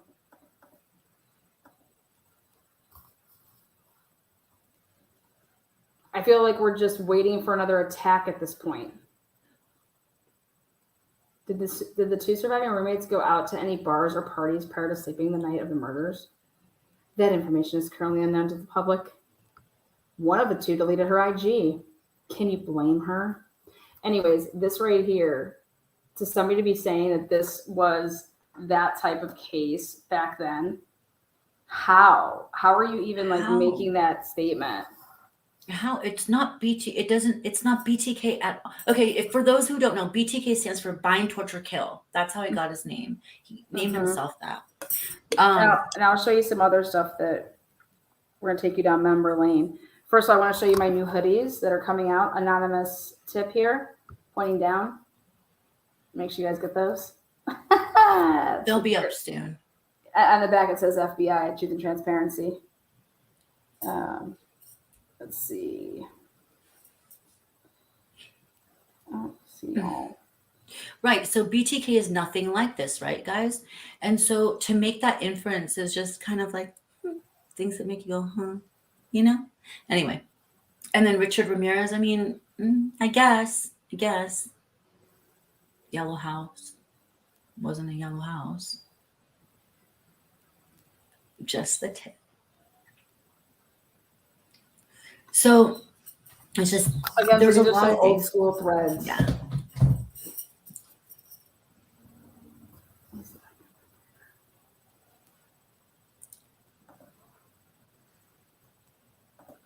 You can read it to us? No, Want me to? I'm trying to. Why is that blurry? I don't know. I'm so scared you're gonna join them. I'm not. Shh. It's not blurry on my end. What the hell, projector? Hector, stop Hector, you. what you doing? He was the nicest guy ever. He was the nicest guy. Never had beef with anyone. Same with the girls. They were nice to everyone. Blows my mind that this happened. I really have only been able to rule people out because I don't know enough to point a finger. All we can really do is hope the DNA gives a clue and narrows it down. But the drug cartel / drug-related theory holds zero water. Whoever wrote this, 6 months and 3 weeks ago. If it's If they were doing the amount of drugs worthy of a hitman, we would have known they had a problem. I don't think it's cartel related. No, I don't. it's if that's the one, But to say well, I like have that to it's- check before I say that's not anything about it. drug-related. Okay, is this where how about this? I just know Kaylee and know how she acted when she was trying to call someone and her phone would die. Okay, so what this is the guy who it's a friend of JD's who was, or this is what the person claims, is a friend of JD's who was there the night of the murders with JD and gave his alibi to police. And he's one of the people that they checked, that talked to police, and they checked his arms to make sure that there weren't scratch marks, because they said, the police were saying that whoever committed this crime would have wounds on him. And he said that he was with JD. JD didn't leave. So he knew all the victims, according to this person. And says he knew Maddie and Kaylee. He knew Kaylee and Kaylee's habits of how she did her phone. So that's what we're seeing. Can we slow chat, pretty please? Mandy wants to know. Oh, I can't even function my computer right now. If I could, I would. I would too, Mandy, but I don't have that power. I want to show some stuff, so I'm not even like. Sorry. You guys be nice to the mods. They're working so hard, you guys. Just block people that bother you. It's the adult thing to do. Yeah, I mean, who cares? Just everyone be nice. Do it for the mods. I don't even pay attention to that shit. Idiots will be idiots. Here you guys go. I'm gonna pull up. These are the old school pictures of just like Venmo transactions, things like that. That's what I was talking about earlier about Lana. That was a really brilliant thing she did early on, wanting to look at the Venmo transactions. Really early on. So if I go to like, let's see, November. There we go. I can't even see how many people are in here on this end.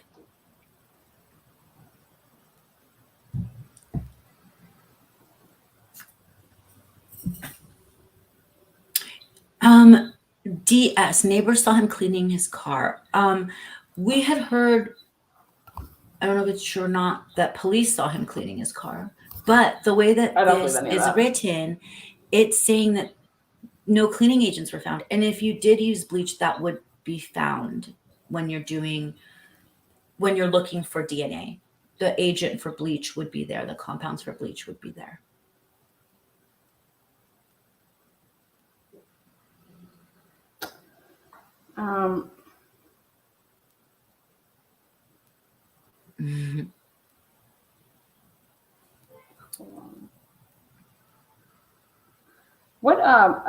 What episode did I do?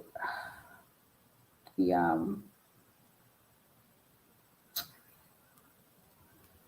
think it was like December. I think December like 19th is, yeah, there we go. Date girl. She's good at dates. So So we're still wondering who is Ride Along Guy? Oh my gosh, Ride Along Guy. We haven't talked about Ride Along Guy in so long. Who is Ride Along Guy? Okay. Ride Along Guy. We got his tattoos. We have his shirt. Yeah, we have his tattoos. What does that shirt say? His shirt said. Do you guys remember? Do you guys remember? We actually did a poll on what we thought. People thought the. Because it was like we were just like, what is it? What is it? Yeah. Oh yeah, here. Remember when he? Oh God, why? I don't know. Turn down. Hold on. I'll say it's like he looks like a ghost. Hold on. Let's see if I can do it. Like my phone number is gonna come up right now. You guys. No, I did it. I know she's not in that.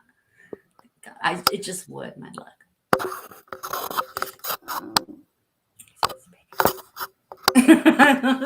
Wait, how long have we been going? Oh shit. Yeah. Ride Along Guy. And he asked weird questions and like kind of tripped us out when like we first him got and Kane were just chopping it up like. It's our first look at ever Hunter. Yeah, this is. I was like, what are they all doing? Okay, here we go. This is fun. Actually, this is actually fun. Like maybe because like it's all blurry and we can guess and chat's funny. Let's see if I can make it unblurry. I'm gonna try to unblur this. Okay. Yay. So this is when we deep dive the shit. Okay. This is on my whiteboard. So this is DM. Yeah.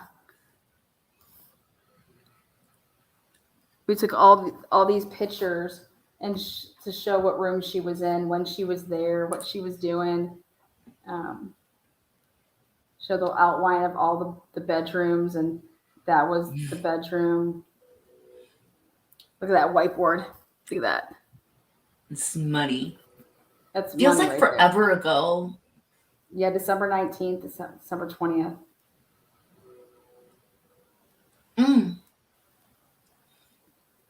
So anyways, that's the miraculous date of that. Then I took from the body cam. Remember when you could see through a little bit? Yes. Okay. So we were able to eliminate that room as being anything. Yes, there was nothing in there, you guys, except golf clubs. And there was like a bed pushed up against the That was the final product of the whiteboard. Let's see if I can make it. With all the different pictures that we used.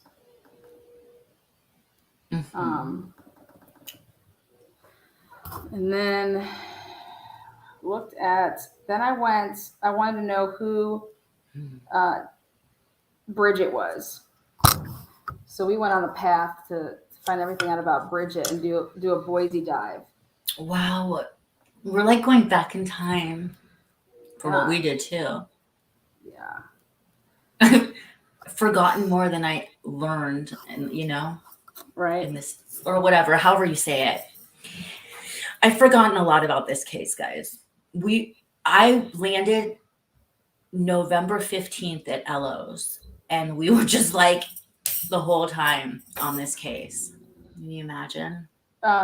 This Insane. is when we first discovered that the police officer used his private cell phone to take a picture of Kaylee's ID. And zip tie guy. They didn't take his ID. No, Huh? but we found out that there was a zip tie guy that had zip ties on his Well, hands. we were able to get to the bottom of the game that was being played. Yes. Okay, so this was Maddie's bedroom back when she lived in the sorority. There was like a double bed the way that they did it. And see that the good vibe sign, like, but it was like beds back and forth. That was at the sorority house. This is Dylan back when she lived in the sorority house. Let's see here. I can do this. She didn't have that glare. It's from Hector. It's his little light bulb. Okay, now hold on. Let me see if I do this.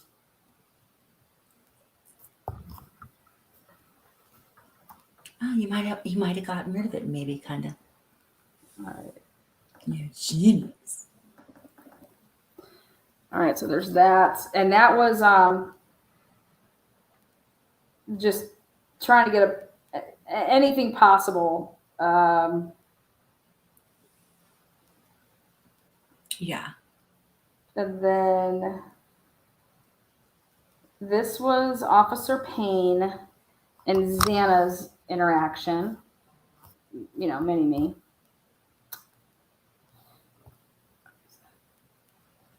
Let me see if I can do this.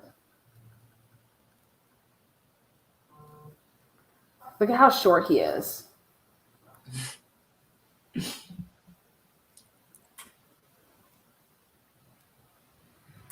Look at that.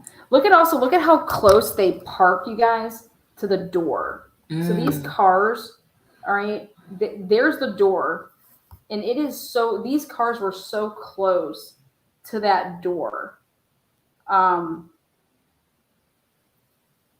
which I thought was interesting. You know, if you're running, you know, people are like, "Oh, do you think he went out the front door? Do you think, you know, could these cars have, like, you know, if you're running, and you're swaying your arms and stuff like that, could you cast off blood onto other things?" So I was like, I wonder if they're cars right out the front door, because, you know, at the time we didn't know anything at that point. But I noticed how close all of these cars were parked to that door. I mean, they were pulling these cars all the way up. So I thought that was interesting there. Great catch on that one. It kind of seems like icky, huh? Like you're gonna get stuck in the exhaust in the house. I think it's like that hour. Where is...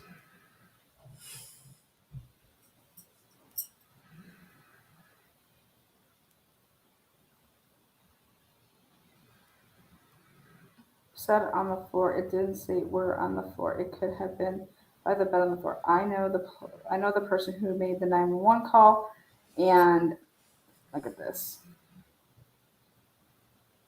So I was taking anything that we found that was crazy. Let me just clear that. Oh boy, what's it doing? Autofocus work. Okay. Almost. The affidavit just said on the floor. It didn't state where on the floor. It could have been by the bed on the floor. I know the person who made the call to 911, and he actually went in the house before the police showed up. He told my son.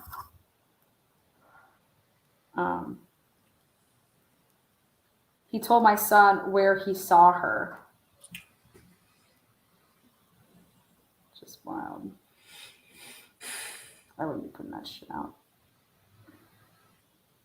We're not saying that this is necessarily true. You guys were just showing Just back in random the things yeah, that just we back in the day, you know, things that use were, discretion with everything, obviously. You yeah, know, how we came across some stuff. I was trying to pull up the I'm gonna have to go through my other end here.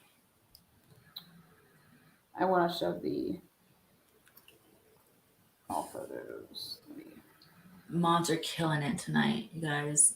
And you guys, thank you all for being here with us.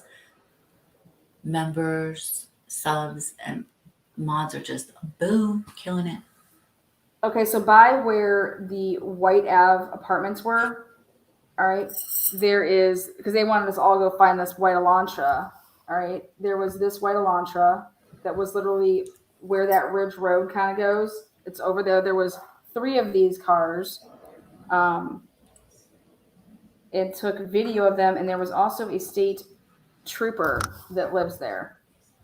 Okay, so this state trooper lives there, and look at me, just driving and getting these cars. I was like, what the heck? That's a good. So this is the video of it. This is the video of scanning it. Okay, because of where the gas station was. So where the gas station was, to drive around and to get all the white vehicles.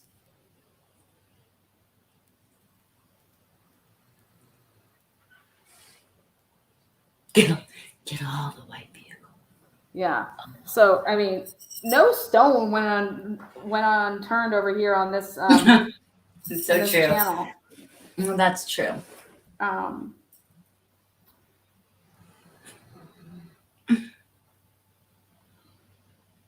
Let's see. Okay.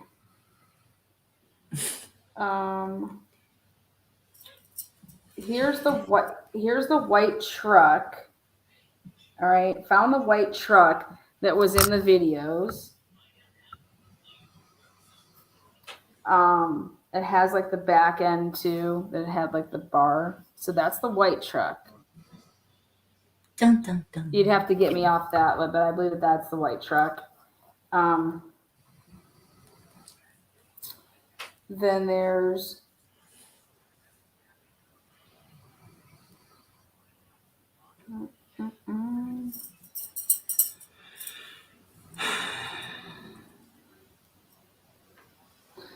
see how the night of the party, when Payne's talking to her, we were trying to see what kind of other cars that were there. So the RAV4 is what was there, and curious that I was told that vehicle, somebody bought that off Kaylee. And after the murders, they contacted and said, hey, if there's anything that you just want in, like if you want the vehicle to go through anything, or if there's going to be anything, because remember, she had just gotten that car. So to say what was in her other car. So that was her car previous to her getting the Range Rover. Sweet. Mm-hmm.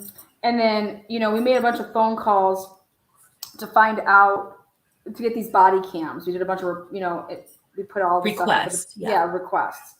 And the one that was stuck out to me was that night at the Moose Lodge. I wanted to know who was involved in that altercation at the house, at the Moose Lodge, because of the weirdness of it. So I put out the Moose Lodge body cam, and the person said this person went by their middle name and their first name, and they would switch it back and forth. And it came back as being the same, this person, it's the same name as a police officer or like a law enforcement officer. Justin Olson, or Heath, or Justin Heath, and Heath Justin. And what are the odds that they're all over there at the White Ave? Crazy. You just can't make up this shit. Found this Bethany with dark hair.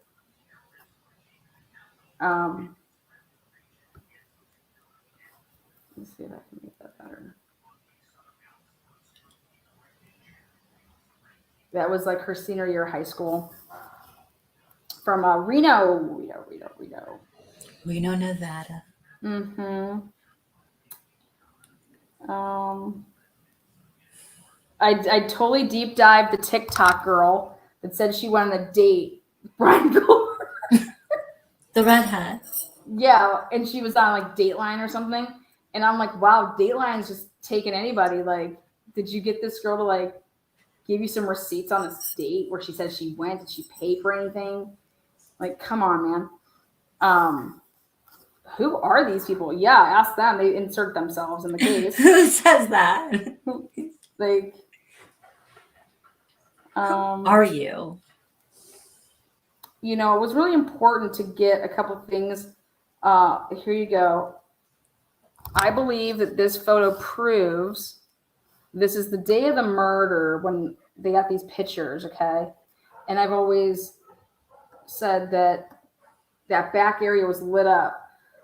Well, the lights are on. He can't leave. He can't touch anything. He's one of the first responding officers. That door is exactly how it was when he arrived. That door was open. Okay. So we're told, you guys, that door is open. We're told the front door is open. No. They just, well, we'll get to that. But I'm saying when you actually, as an officer, when you get there and you have to rope off the scene, you can't touch anything. Okay. And you're not supposed to. But here, this dude's standing just like this. I mean, he's one of the first responding officers.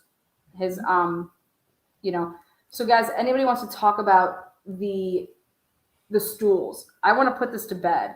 Those stools were put into the position that they were to close that door by law enforcement. Absolutely. Period. Yes. Okay. Yes. Yeah. So Daniel, I was right about that. During Turkey's like, I can't see them doing that. Like, you know, and I'm like, well, I can't see them doing a lot of things, you know. This is the location of where the infamous picture was taken that everybody uses for their thumbnails. Oh. This is that. This is those apartments that they went to go tailgate and hang out with before the football game. That's them. I love the red circle. It's just so necessary. The very necessary red circle on that picture. I wanted to know everybody that was involved in. I went to all their swearing under oath to become police officers. You know, want to know everything about all these officers. So went through to find out everything I could about these officers. Sherry Tomlinson, thank you for joining. Thank you. Oh God. Welcome to the family. You'll love it. I'm frozen. You are? Hold on. Oh no. I'm trying to get it to work. Okay, I'm back. You're back. Okay. Okay. I just never know when you're gonna get me all big on the screen for no reason. It's about to happen. You know, I want to know everything about Bill Thompson. So definitely went down, you know, got all this stuff on Bill. Definitely know everything about Ann Taylor. Okay. Don't worry, she'll be on Truth and Transparency one day to talk about all of this. Because I think that if Ann's going to give any interview, she should be giving it to me, right? I think so. I think it's very fair. Yeah. Then I had a deep dive all the girls that decided to become bodybuilders. You guys, she's not joking. You guys, this is some serious shit right here. Yeah. These girls that used to live with Maddie last year, they all became like buff. Like, this is insane. This is a lifestyle. All right. But like, Gym Rat doesn't even cover it. Like, dude, don't mess with the best. Okay. And that's just one of them, you guys.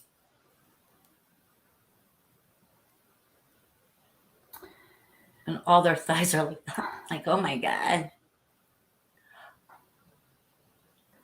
It's dedication. That's me and Hugh Hefner back in the day. I was like, Swear to God, though. That's true, too. I'm just going to throw this up here. Thank you, Hector. That's just me and Hugh. This was putting everything together from the beginning back in November. Let's see if this will work.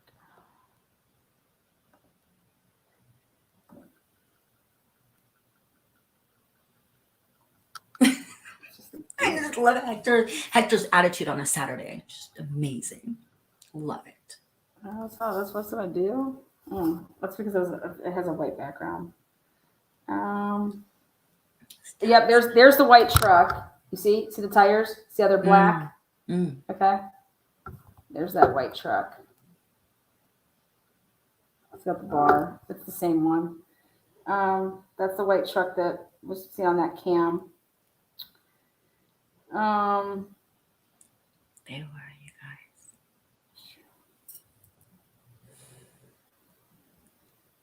She needs to feed Hector, Heather and Dimple. Feed Hector some alcohol. I just feel loopy. You guys on the East Coast are here, like it's like what, like midnight? Barely here. There you go. There are your officers that, Daniel Tanego and Curtis Whitman would love to know what they have to say about, finding Bryan's Elantra. Yes, this is, here you go. We said that though from day one is we were very confused how they got to Bryan, and we didn't believe it was the Elantra. And so we were right. It wasn't the Elantra. Check this out. Oh man.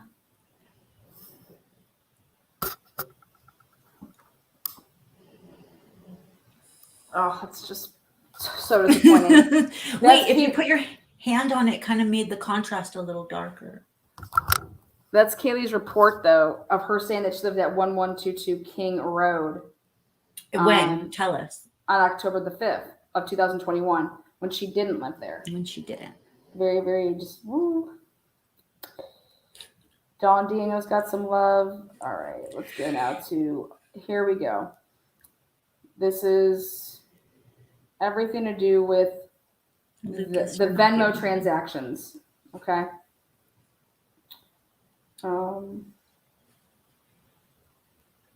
Unsolved cases in news, really? Yeah. It's just getting started on a Saturday night here. But I'm so tired. I didn't sleep last night. I went out.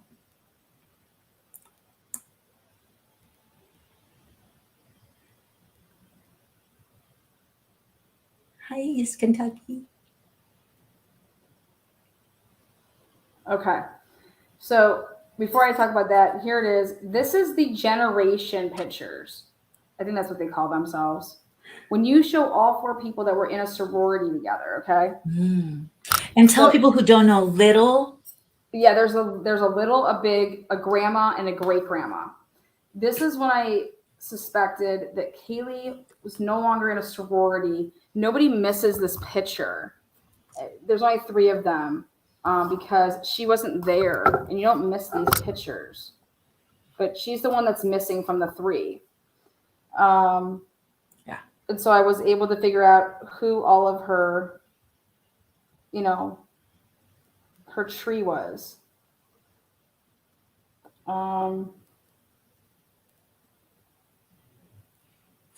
She was missing. She shouldn't have been missing from that. Here. See, this is what you do. This was the year before. Okay. See how she's present? All right. Yes. And so then you carry these people over and then somebody adds on.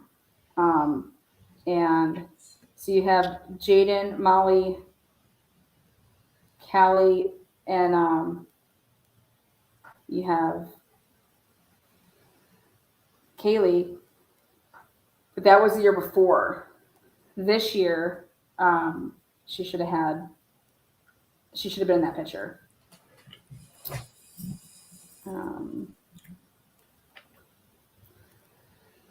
This is how we found out about the tie game. See how they have their ties there down at the bottom? That's right. Yes. Okay. So that was back in the day. Oh God, I gotta do it again.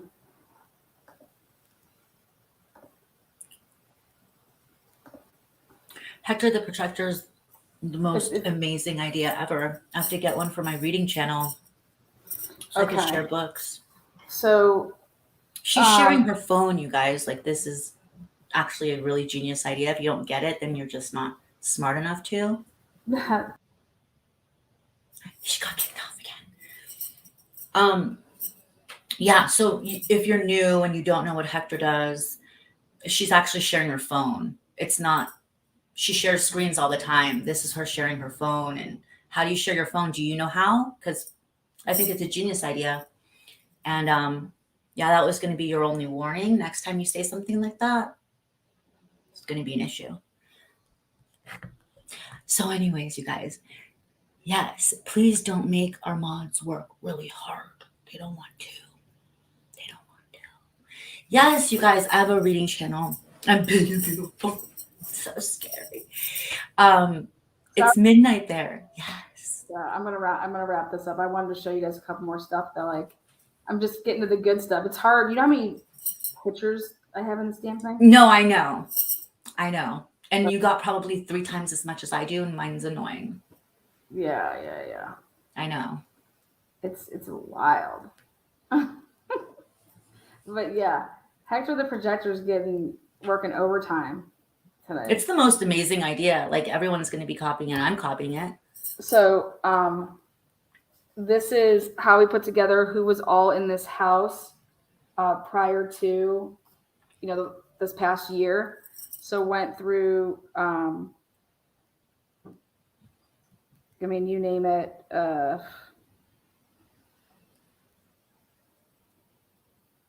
Let's see. Okay, here. These were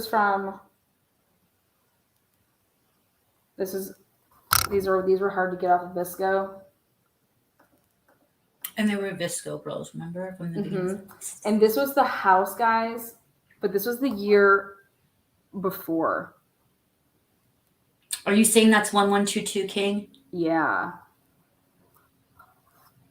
Yes, I am. Let's see. So we find stuff like this. See how the picture in the back's different? Yes. That's when Maddie lived there as a junior. Okay. But see, there's Bethany there. And the sign says that you can't see. The sign says Big Little 2021 MTB. And again, tell us again, for those that missed it, what does that mean in a sorority? This is their little groupie. This is their big little bid day. And it's like your bid day. Yeah, your bid day. And it says, Maddie Mogan says, at Bethany Funk, you are the perfect addition. # best fam. Because they were in each other's downline. Okay. Yes.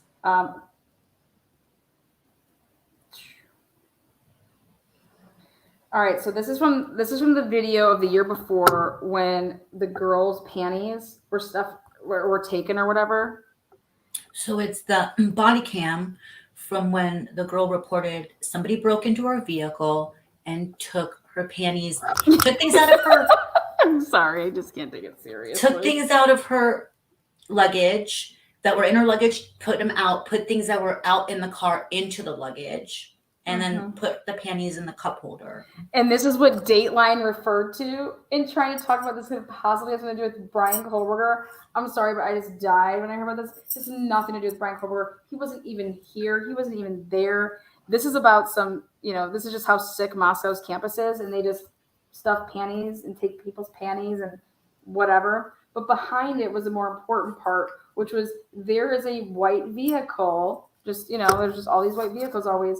And that's the house, it's always running the parties, and that's where Jack D would be often. And trust me, I'm not saying that Jack D has anything to do with it. I'm just saying that all these allegedly cars that they're talking about, it's not Bryan. So who is it? Who are you trying to blame this on? But you go through all the social media, you can sort it all out. Stuff from, like this girl. I wanted to know who possibly posts pictures like this on social media, like that are public. She's naked. Somebody took this of her, but this is this Bridget girl, and I'm just like, who's this Bridget girl? Like, if my parents saw that when I was in college and that was public, they'd be like, who? My mom would be like, first of all, who took this picture of you? because the next one is me, is her and the dude, like, just Social media is forever, you guys. okay. Like Stop. this is just wild to me, and I'm just like, dude, this is people's real like. And I was trying to take a look at like the tattoos, and this is all public, and I'm like, oh yeah, here it is. They're naked. She's naked, and she's there it wrapped is. around his shoulders to cover up her vag, and he's Stop. naked. Turn it landscape so we can see it bigger. Okay. Well, it doesn't like it that. It doesn't like it. It doesn't like it like that. Okay. Here, I mean, I can try, but yeah, that's. It's okay. But yes. And so, but here, since she took a picture with her phone, but yeah, she's naked, and his head is covering. And I'm just like, it's public. It's, dude. And November 30th, 2022, these are the type of pictures you're taking after this slaughter fest of your friends. Oh, that's true. And I was just like, what's going on? Like, this is what they're doing. I wouldn't be able to pick back up with life and be posting stuff like this just 2 weeks after, I wouldn't either. And you're right, Deborah. It is, as a photographer, it tells a story. It is a good photo, actually. And then, like, this is the same person, I believe. God, I'm hot. And this is a tattoo of a picture of a knife that's right there in your heart. Okay, that's right. Like,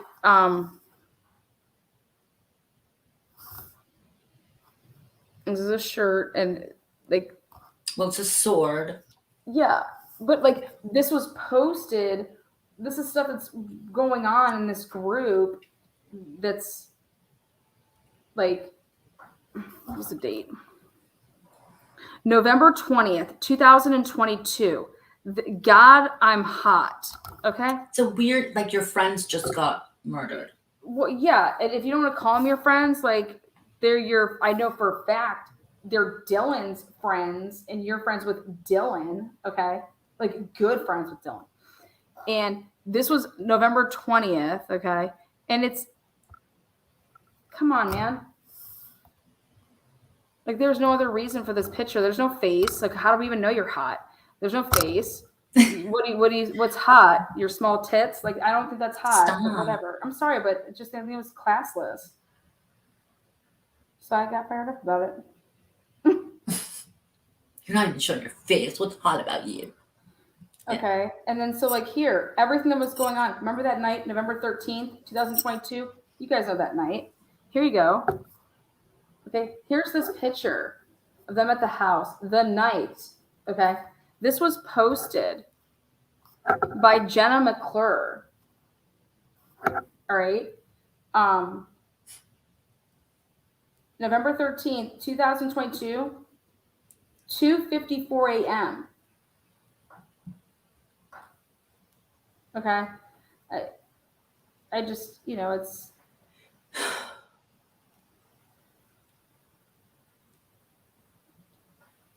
Do you guys know what time that is?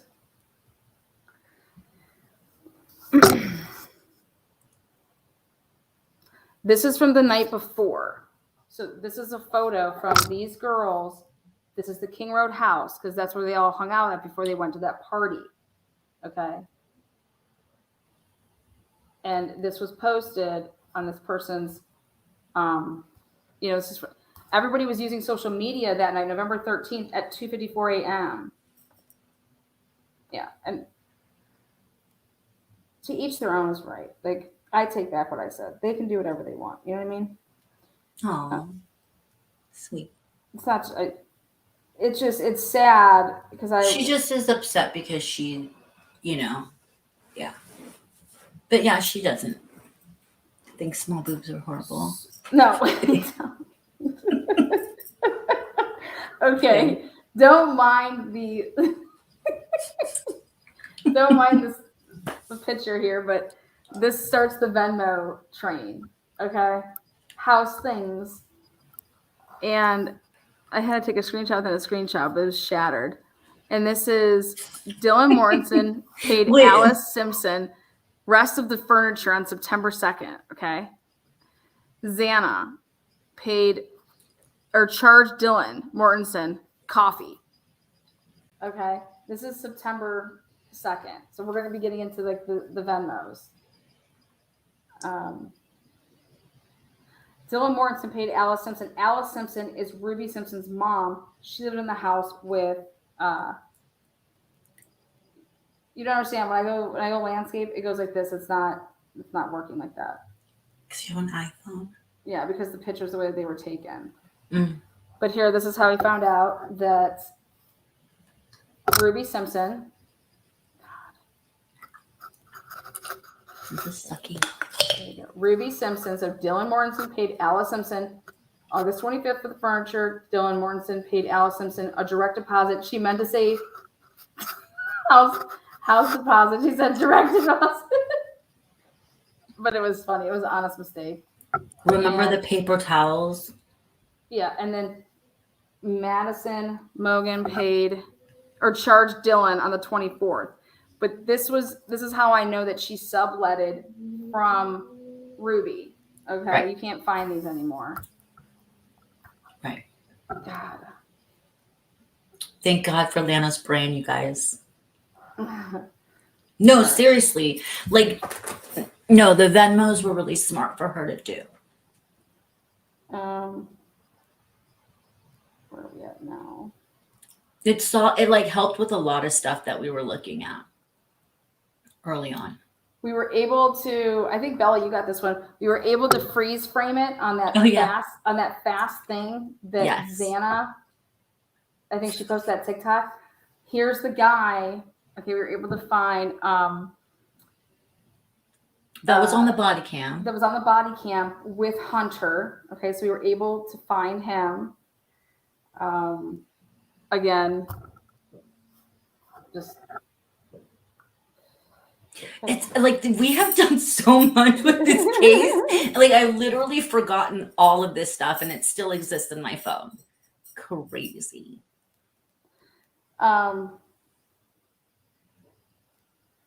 So look at how light it is, guys. And this, you guys have seen this picture, obviously. Here. Okay. So their beer pong table was in the living room from the night before, okay? Like, because they had that party and all that stuff was on there. You know, they were partying. But remember, the house was left the same way. Nobody's touching anything, okay? So this is how light it was, though, in this room. So if you're walking, if you're trying to see somebody that you think is like this masked person, like that's how lit up it is. It was light in there. It wasn't dark. Okay.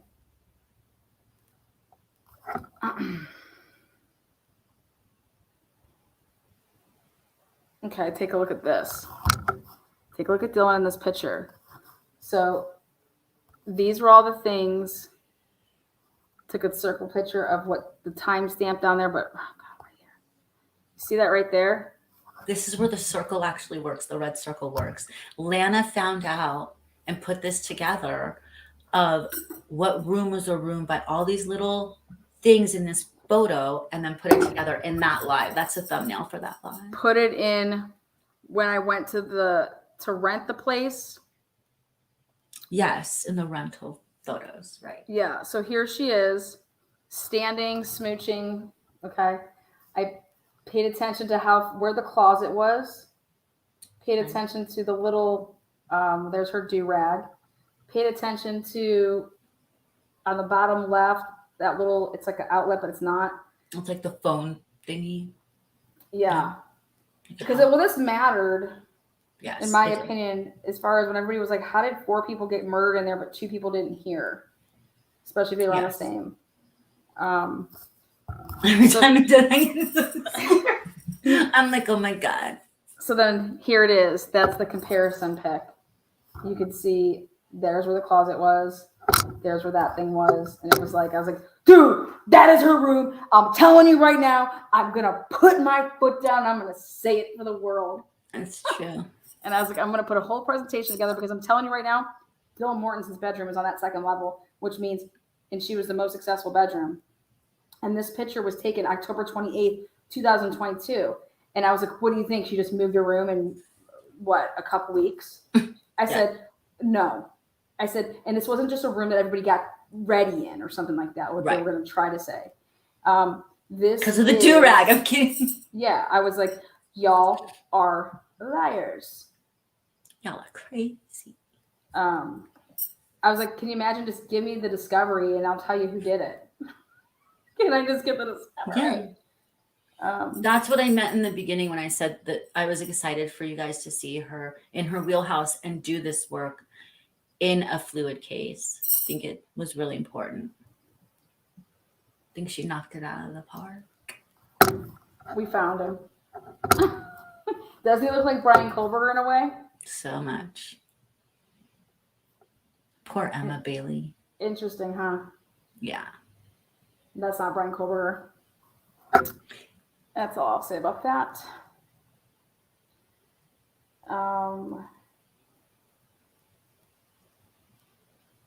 Let's see. Thank you, Teresa. Yeah, I did. I actually cut it at Lana's. I cut my hair at Lana's and then. Okay, remember this is when you could we'll see, they stopped doing that stuff at I got like 4 cases going on at once. Oh yeah, right here. We did a double take to make sure that there was no blood outside dripping or whatever the adhesive could be or something. Well, yeah, like the heat, and then we got like deeds to the house where it was the heat wasn't done by oil, it was done by electric. So yeah. Yeah, so that picture right there was taken the night, what was the date? It says it on there. October 30th, 2022. And that's one of the people that are on Kaylee's top list of who she's really good friends with. And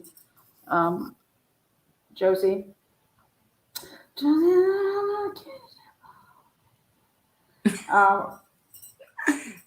You know, this Idaho murders, knife possibly used in slayings known to dull quickly. Thank you. Wow. Where's that? Oh, okay. So check this out. There was a welfare check done, an incident at a 1500 block of Levick on just like a day or two after the homicides. And when you would go and you would look at Google Maps on December 14th, you would be able to find right outside of where this happened, where this wellness check was asked to be done. Oh yeah, that's weird. It's just a freaking white Elantra. It was so weird. It's like, are we in a simulation? And I was like, you can't make this up, man. You can't make it up. Had Scott on, you know, he nailed like what he thought was his profile. Mm-hmm. Yes, you did. Early on, you guys. See, August 16th, the same day of the body cam that came out, that's their group photo. August 16th, there's the date there. Anybody that's trying to say that's not the same day, it is the same day. That is Dylan, who kind of runs away with that dress. See, she's got that dress on. But Kaylee has the same outfit on. But yeah, this was their first picture together, and they said, you know, meet the roommates. Meet the roommates. So this was the first public post that anybody could know, like, hey, this is who, you know, lives at this house now. This is when it was first, you know, publicized about that, hey, we got these new roommates. Like, this is our house. Absolutely. And it was confirmation for us because it was early on and there was some questions. Also trying to figure out like whose room was who. Okay, so this was May 2nd. This is how I was like, no, dude, Maddie, this was Maddie's house back that year. This was not Kaylee's. Because everyone just assumed that Kaylee had that balcony room, that it was like her house. No, this was Maddie's house that she lived in with other girls. So that was back from May 2nd of 2022. Gonna miss Moscow weekends like this. Um,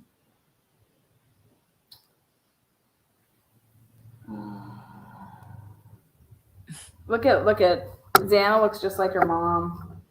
Like we have really nice pictures of Xana's mom. I mean, keep all the parents in their prayers or in your prayers, but you know, it's not our fault that News Nation exploited them. That's so sad, but I wonder if she's going to have a lawsuit on her hands about all that. Okay, now this was huge. This was when we got confirmation that they're trying to say that Jake, Maddie's boyfriend, was not in. He was in Boise when this happened. Like, he didn't do this. I know what picture this is going to be. And this is these girls. Okay. And at first, I didn't know who any of these people were, but this is old Boise. They wanted to prove. God, why is this doing that? There you go. It's Saturday. See that? December 2nd. No, your hand's in the way. I just see the date up there. December. Oh, yes. 12th. Mm-hmm. Okay, it says old Boise because this girl wanted to prove that Jake was with her. She's like, I was with him and I was able to get this. Okay. And so Jake was with these girls. Here's this girl. She took a screenshot of her phone to show, like, you know, the timestamp of where she was, the geolocation tag on it, to say Jake was with us. He was not in Moscow. He did not do this. Right. He did not kill Maddie and her friends. Okay. Right. And that pretty much, when I got that, boom, like that's, I mean, how much more confirmation can you get? Especially what it was. Yeah. Yeah. Interesting. Then I thought it was interesting, and I started paying attention to the GoFundMes and what people were donating and who was donating. Okay.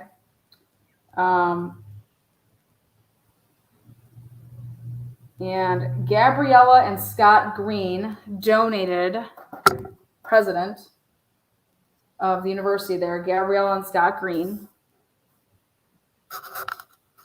President of the University of Idaho.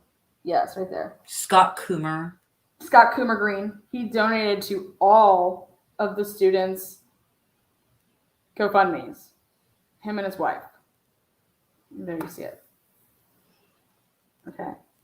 Also, the amount of money that some of the kids were putting down for people was just like $6. And it's, I mean, yeah, I guess if that's someone's favorite number, but Idaho Vandal Solutions donated.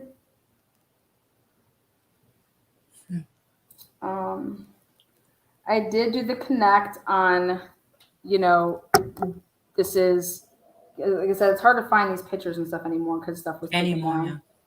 Yeah. But this is Maddie's dad with his, you know, wife, which makes it Maddie's stepmom, but Corey, she's in jail, prison, wherever, and her and Maddie's mom know each other. Xana's mom know each other. Yeah. And a lot of these things weren't shared early on, like as soon as we got them, because they could incite other thoughts, and it was just like more like research behind the scenes to get other things going. So yeah, a lot of research was done that nothing was shared. You know, we kept paying attention anytime that we could see the door to see how many times people were going in there into the actual home, you know. Anytime there was a news break. And also I really wanted to zoom in on that door on the let me see. The lock. Yeah. Key thing.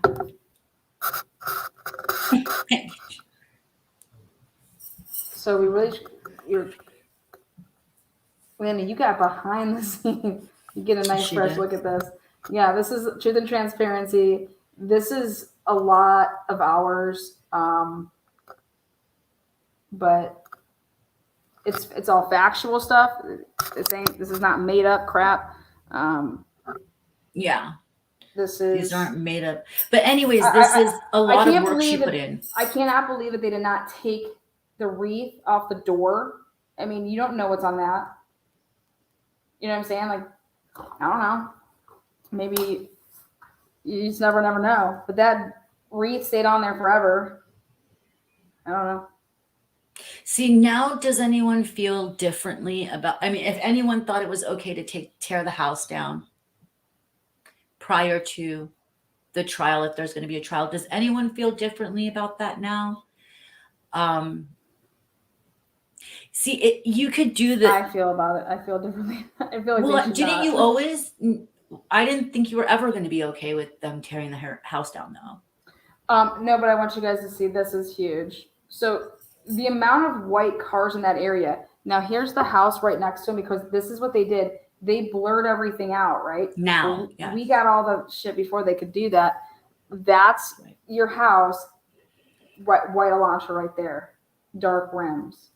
So these people, they're going to have, I don't know if they blurred it all out so the defense couldn't argue it, okay? But, Ann Taylor, what do you want? I probably have it. Hit me on my hip. But. That's true. But who's to say I already haven't given her it all? Nobody knows what I do with my time. Even though how much y'all stalk me, you're never going to know what I do with my time. But right there, I mean, so to say that there wouldn't be cars that fit that description that are always constantly, on that street driving, 500 Queen Road, and, that screenshot was taken at the time, in November? What's the date on this? December 7th. This is December 7th. Like, the day that got put out there. The day that got put out there by the... Look at it.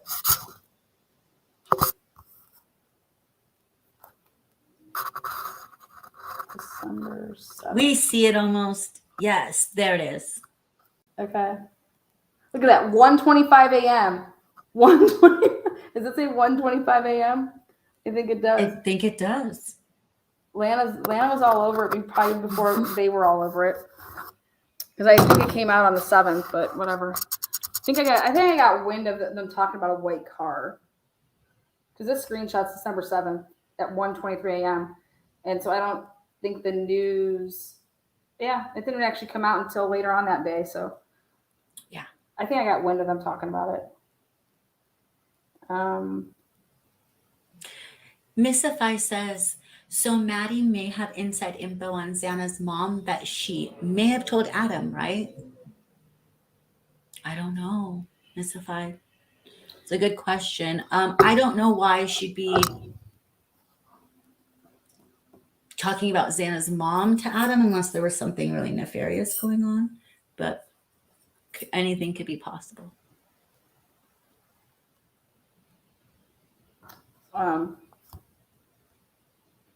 There's a black truck right there. Black truck with big tires. Yeah. I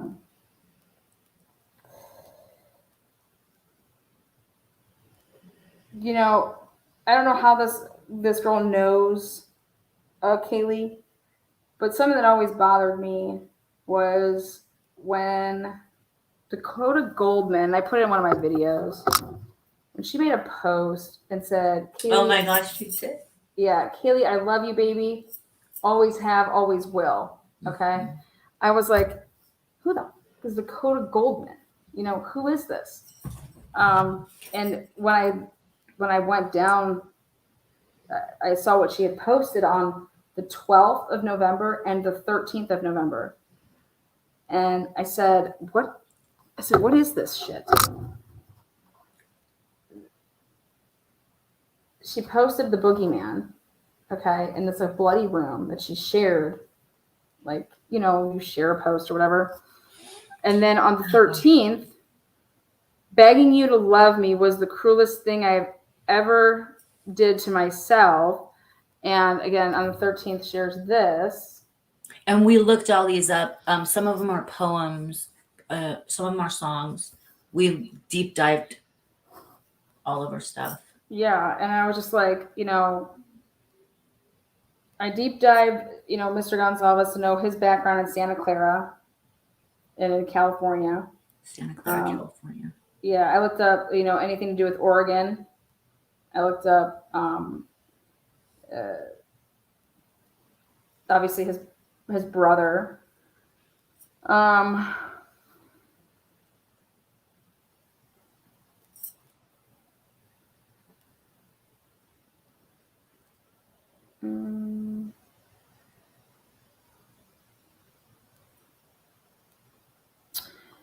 I was curious about all the kids' addresses and if they were ever put down with the post office, if they ever changed their addresses and used their driver's license to claim 1122 King.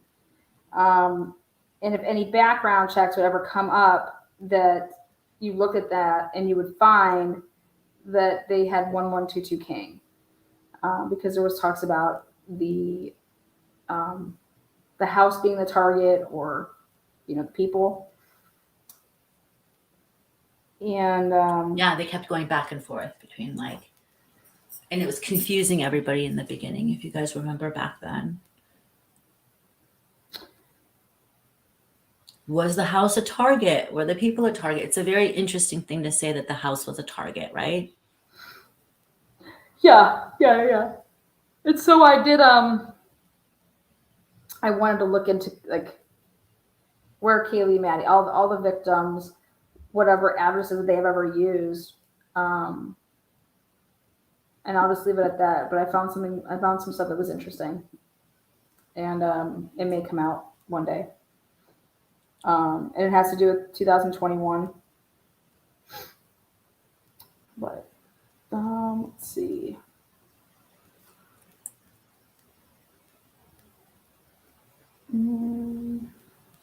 Obviously, I deep dived the shit out of the Showalters, and the Showalters, all the work that his parents do and have done in Africa should be totally commended. They go over and they're on missions all the time. The Showalter's older brothers, they followed in the medical field. Thought it was interesting when Showalter didn't. He went the business route. I can't deny when I went ahead and I was one of the first people to put this out there. Okay. Only because of how everything went down. All right. He was with his mom on that trip. Okay. And oh yeah, he was. He's with a friend.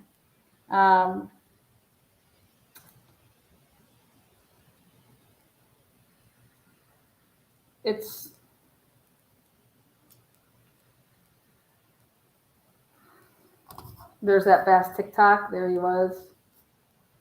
You have to stop it at the right point and you can, and basically everyone was posing with that stuffed animal. So yeah, everybody was getting it wrong with what this even is about. Yeah, yes. That pissed us off. Yes, that did upset us.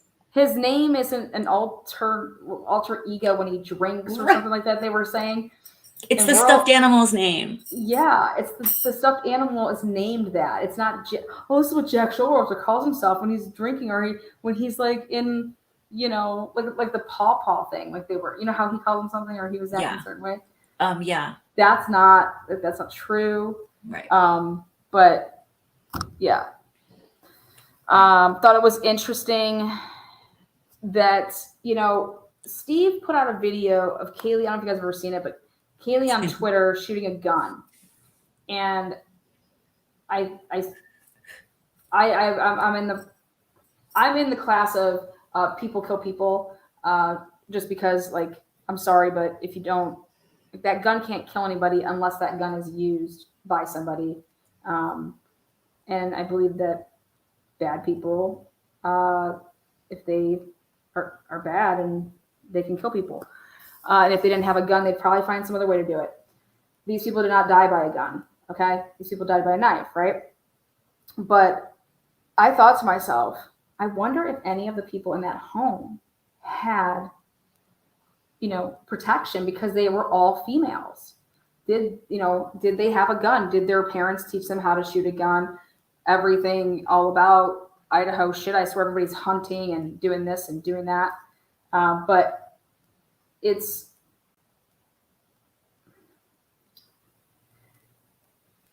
was interesting when I saw the Twitter video,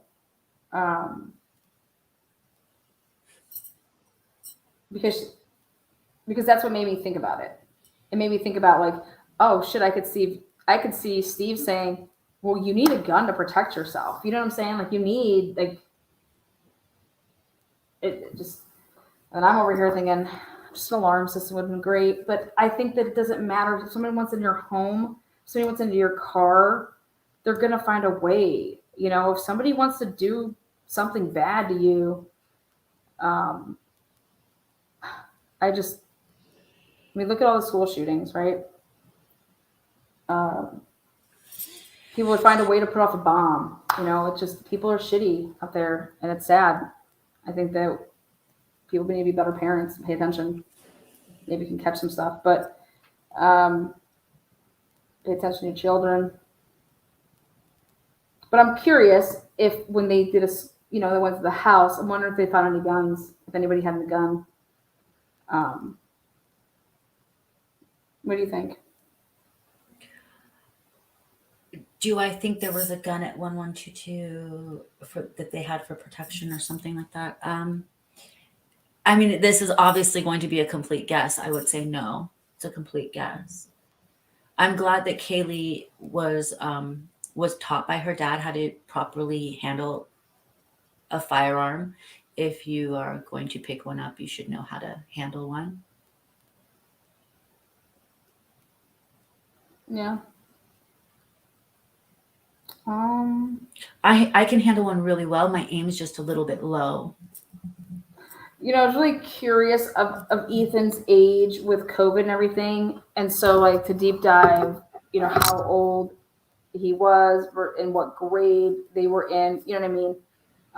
Because if he was a freshman, how did he meet Xana the spring of the previous year? If he wasn't going to school there, how did they, come across each other? So I'm curious a little bit more about that, about Ethan's path through, because I think it was, but they started announcing that everyone's ages. Yeah. But if he's a freshman, if that was his first year there, then how did he meet Xana in the spring? Did they go to, did he end up going to school earlier? Things like that, but. Yeah. I mean, you did a lot of deep diving behind the scenes that, like I said, wasn't even shared. There's a Jack Katovich picture. Finding everybody's social media handles and then trying to get everything you could before. Because guys, guess what? If you have nothing to hide, why are you going on your social media? Just private the stuff. When you just deleted it, that looks really.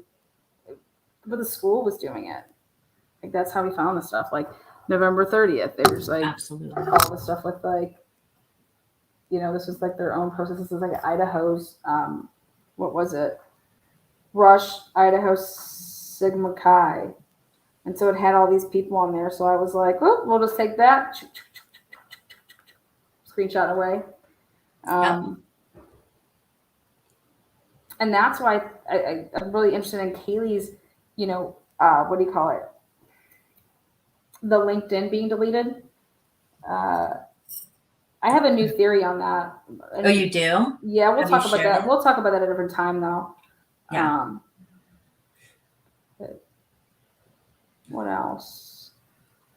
That's good for now. I got some stuff in here with. This is funny.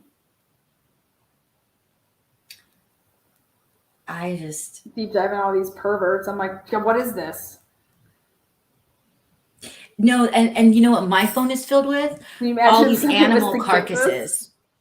all mine's like people with animal carcasses, and every time I go to delete it, I'm like, gosh, I might need it, and I don't do it. I'm like, I don't want this in my phone, and it's just like everyone just holding up their trophies that like are in Idaho. It's like, oh, Yeah. So, but hey, you guys just got a deep dive here for the past 3 hours. Like, this was way longer than I wanted to do. I know it is true. That is true. Sorry, But but it could have been that boring. 2,300 people stuck around. No, I think that it was a good time. It was like really good information, and then some laughs and Hector and stuff. So I think Yeah, I'm so sorry. My computer's been acting crazy. I'm gonna have to like reboot some stuff. Yes. Thank you there, family and friends. Says Lana, you are great for never detouring from what you believe in or believe is the truth. Other YouTubers change like the wind. You never change your focus on the truth. That's true. She's always about the truth. Yeah, and I think when you back up your work and you actually like have a belief in why you think something and you have the proof in it, I think that's because it wasn't adding up. But more importantly, if Bryan Kohberger is the guy, I don't want somebody to get off that killed 4 innocent people. I mean, come on, guys. Like, that's anybody that would think that is just wild. No. I want everybody involved, because even if Bryan Kohberger is involved, I'm telling you, he ain't the only one. So wouldn't you want everybody involved? And I know I would. I wouldn't be the parent or the person you could bring into an office and say, hey, listen,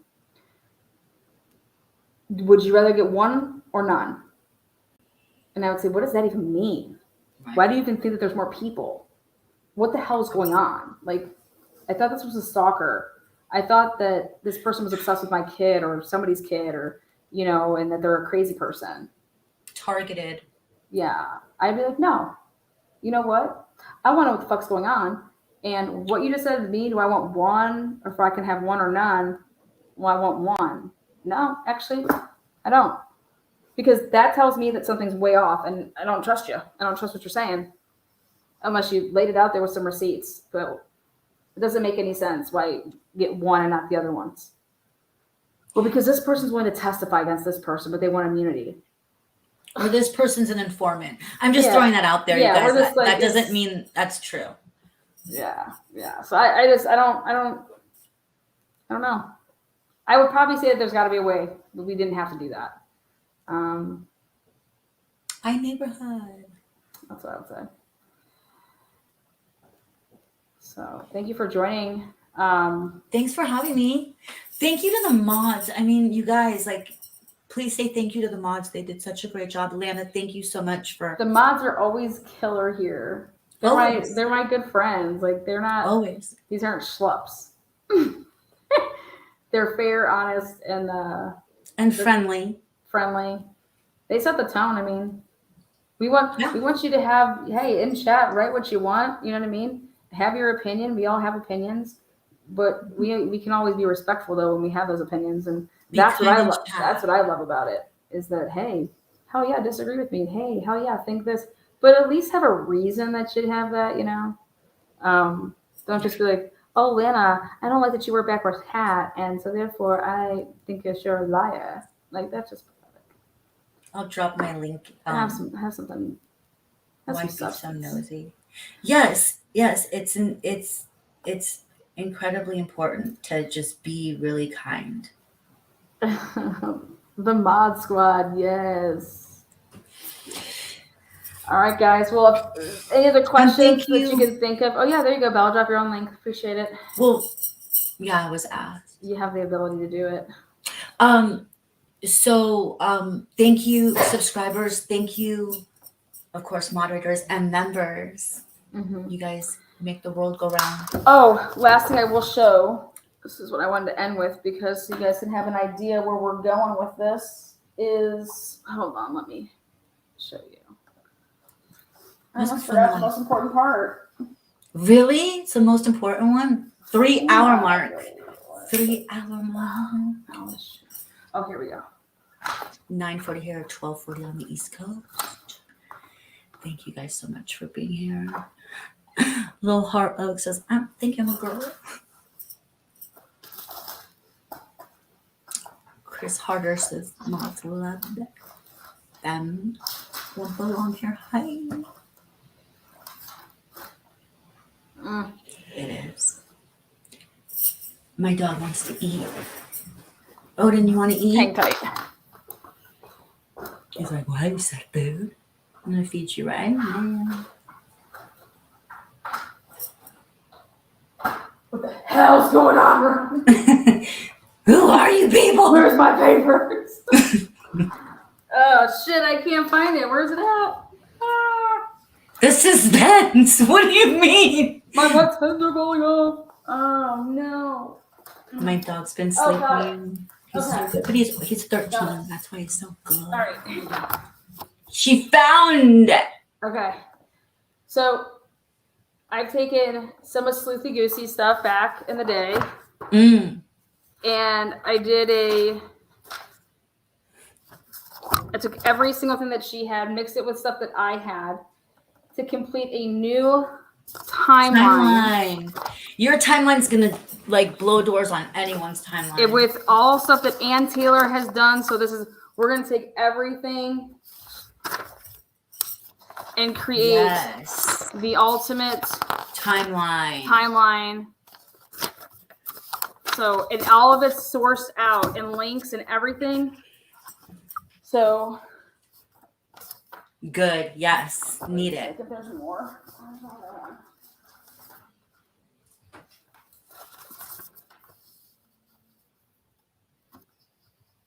Oh yeah, it's going deep. It's going way back. Taking every note, everything that we've done, everything they've lied about. No, but yeah, it's it'll be interesting. It'll be interesting. Yeah, it'll be good. It's Everybody needed. loves a good timeline. Yeah, and but it's I needed, think especially Ann- with links. Huh? It's good, especially with links. It's really needed. Links is good. Thank you there, Michelle. Appreciate that. Thanks for the support, Michelle S. Yes.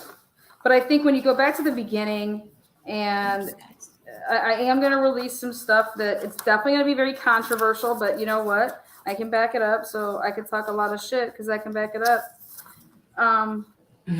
But it's important because I believe either way you look at it, Bryan Kohberger is, how'd you get to that name? Even if he's innocent, where'd that come from? To say that, hey, we're going to set up this dude, you know? And I think that's important. Yeah. And so to include those dates that Ann Taylor put out there are very, very important because you can actually eliminate other things. Like they couldn't have done anything to do with this until this date, you know? But yeah, but you guys are great. Thank you, Lena. Thanks. Thank you. Thank you again, Bella. And we'll do this again soon, okay? Yes. Thanks again, guys. Bye. Be kind to one another. Oh, yeah. Hold on. Let me hit this up. Again, thank you so much for, let's hit this. Companies coming clean, organizing, and decorating. Thank you for the super sticker. Deborah, thank you for the super sticker. My two favorite truth tellers, beast mode. Again, I hit that earlier. Thank you, Latina there. Doctor. Lisa, thank you. Neighborhood, I will make sure that Jax gets his cut. Thank you. Lady Crimson. Cynthia, thank you so much. Bro, do you have any idea when MPD has shift change? Yes, I do. If he's being framed by a few cops, you want the 911 call to come at a time so that the right cops show up to the scene first. Definitely. That helps. What did Maddie tell Adam?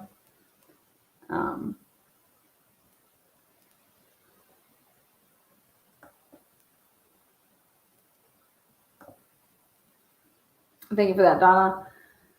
Ann Taylor is Captain Marvel. Lana, that's right. Nobody would have the balls to go into that situation blind.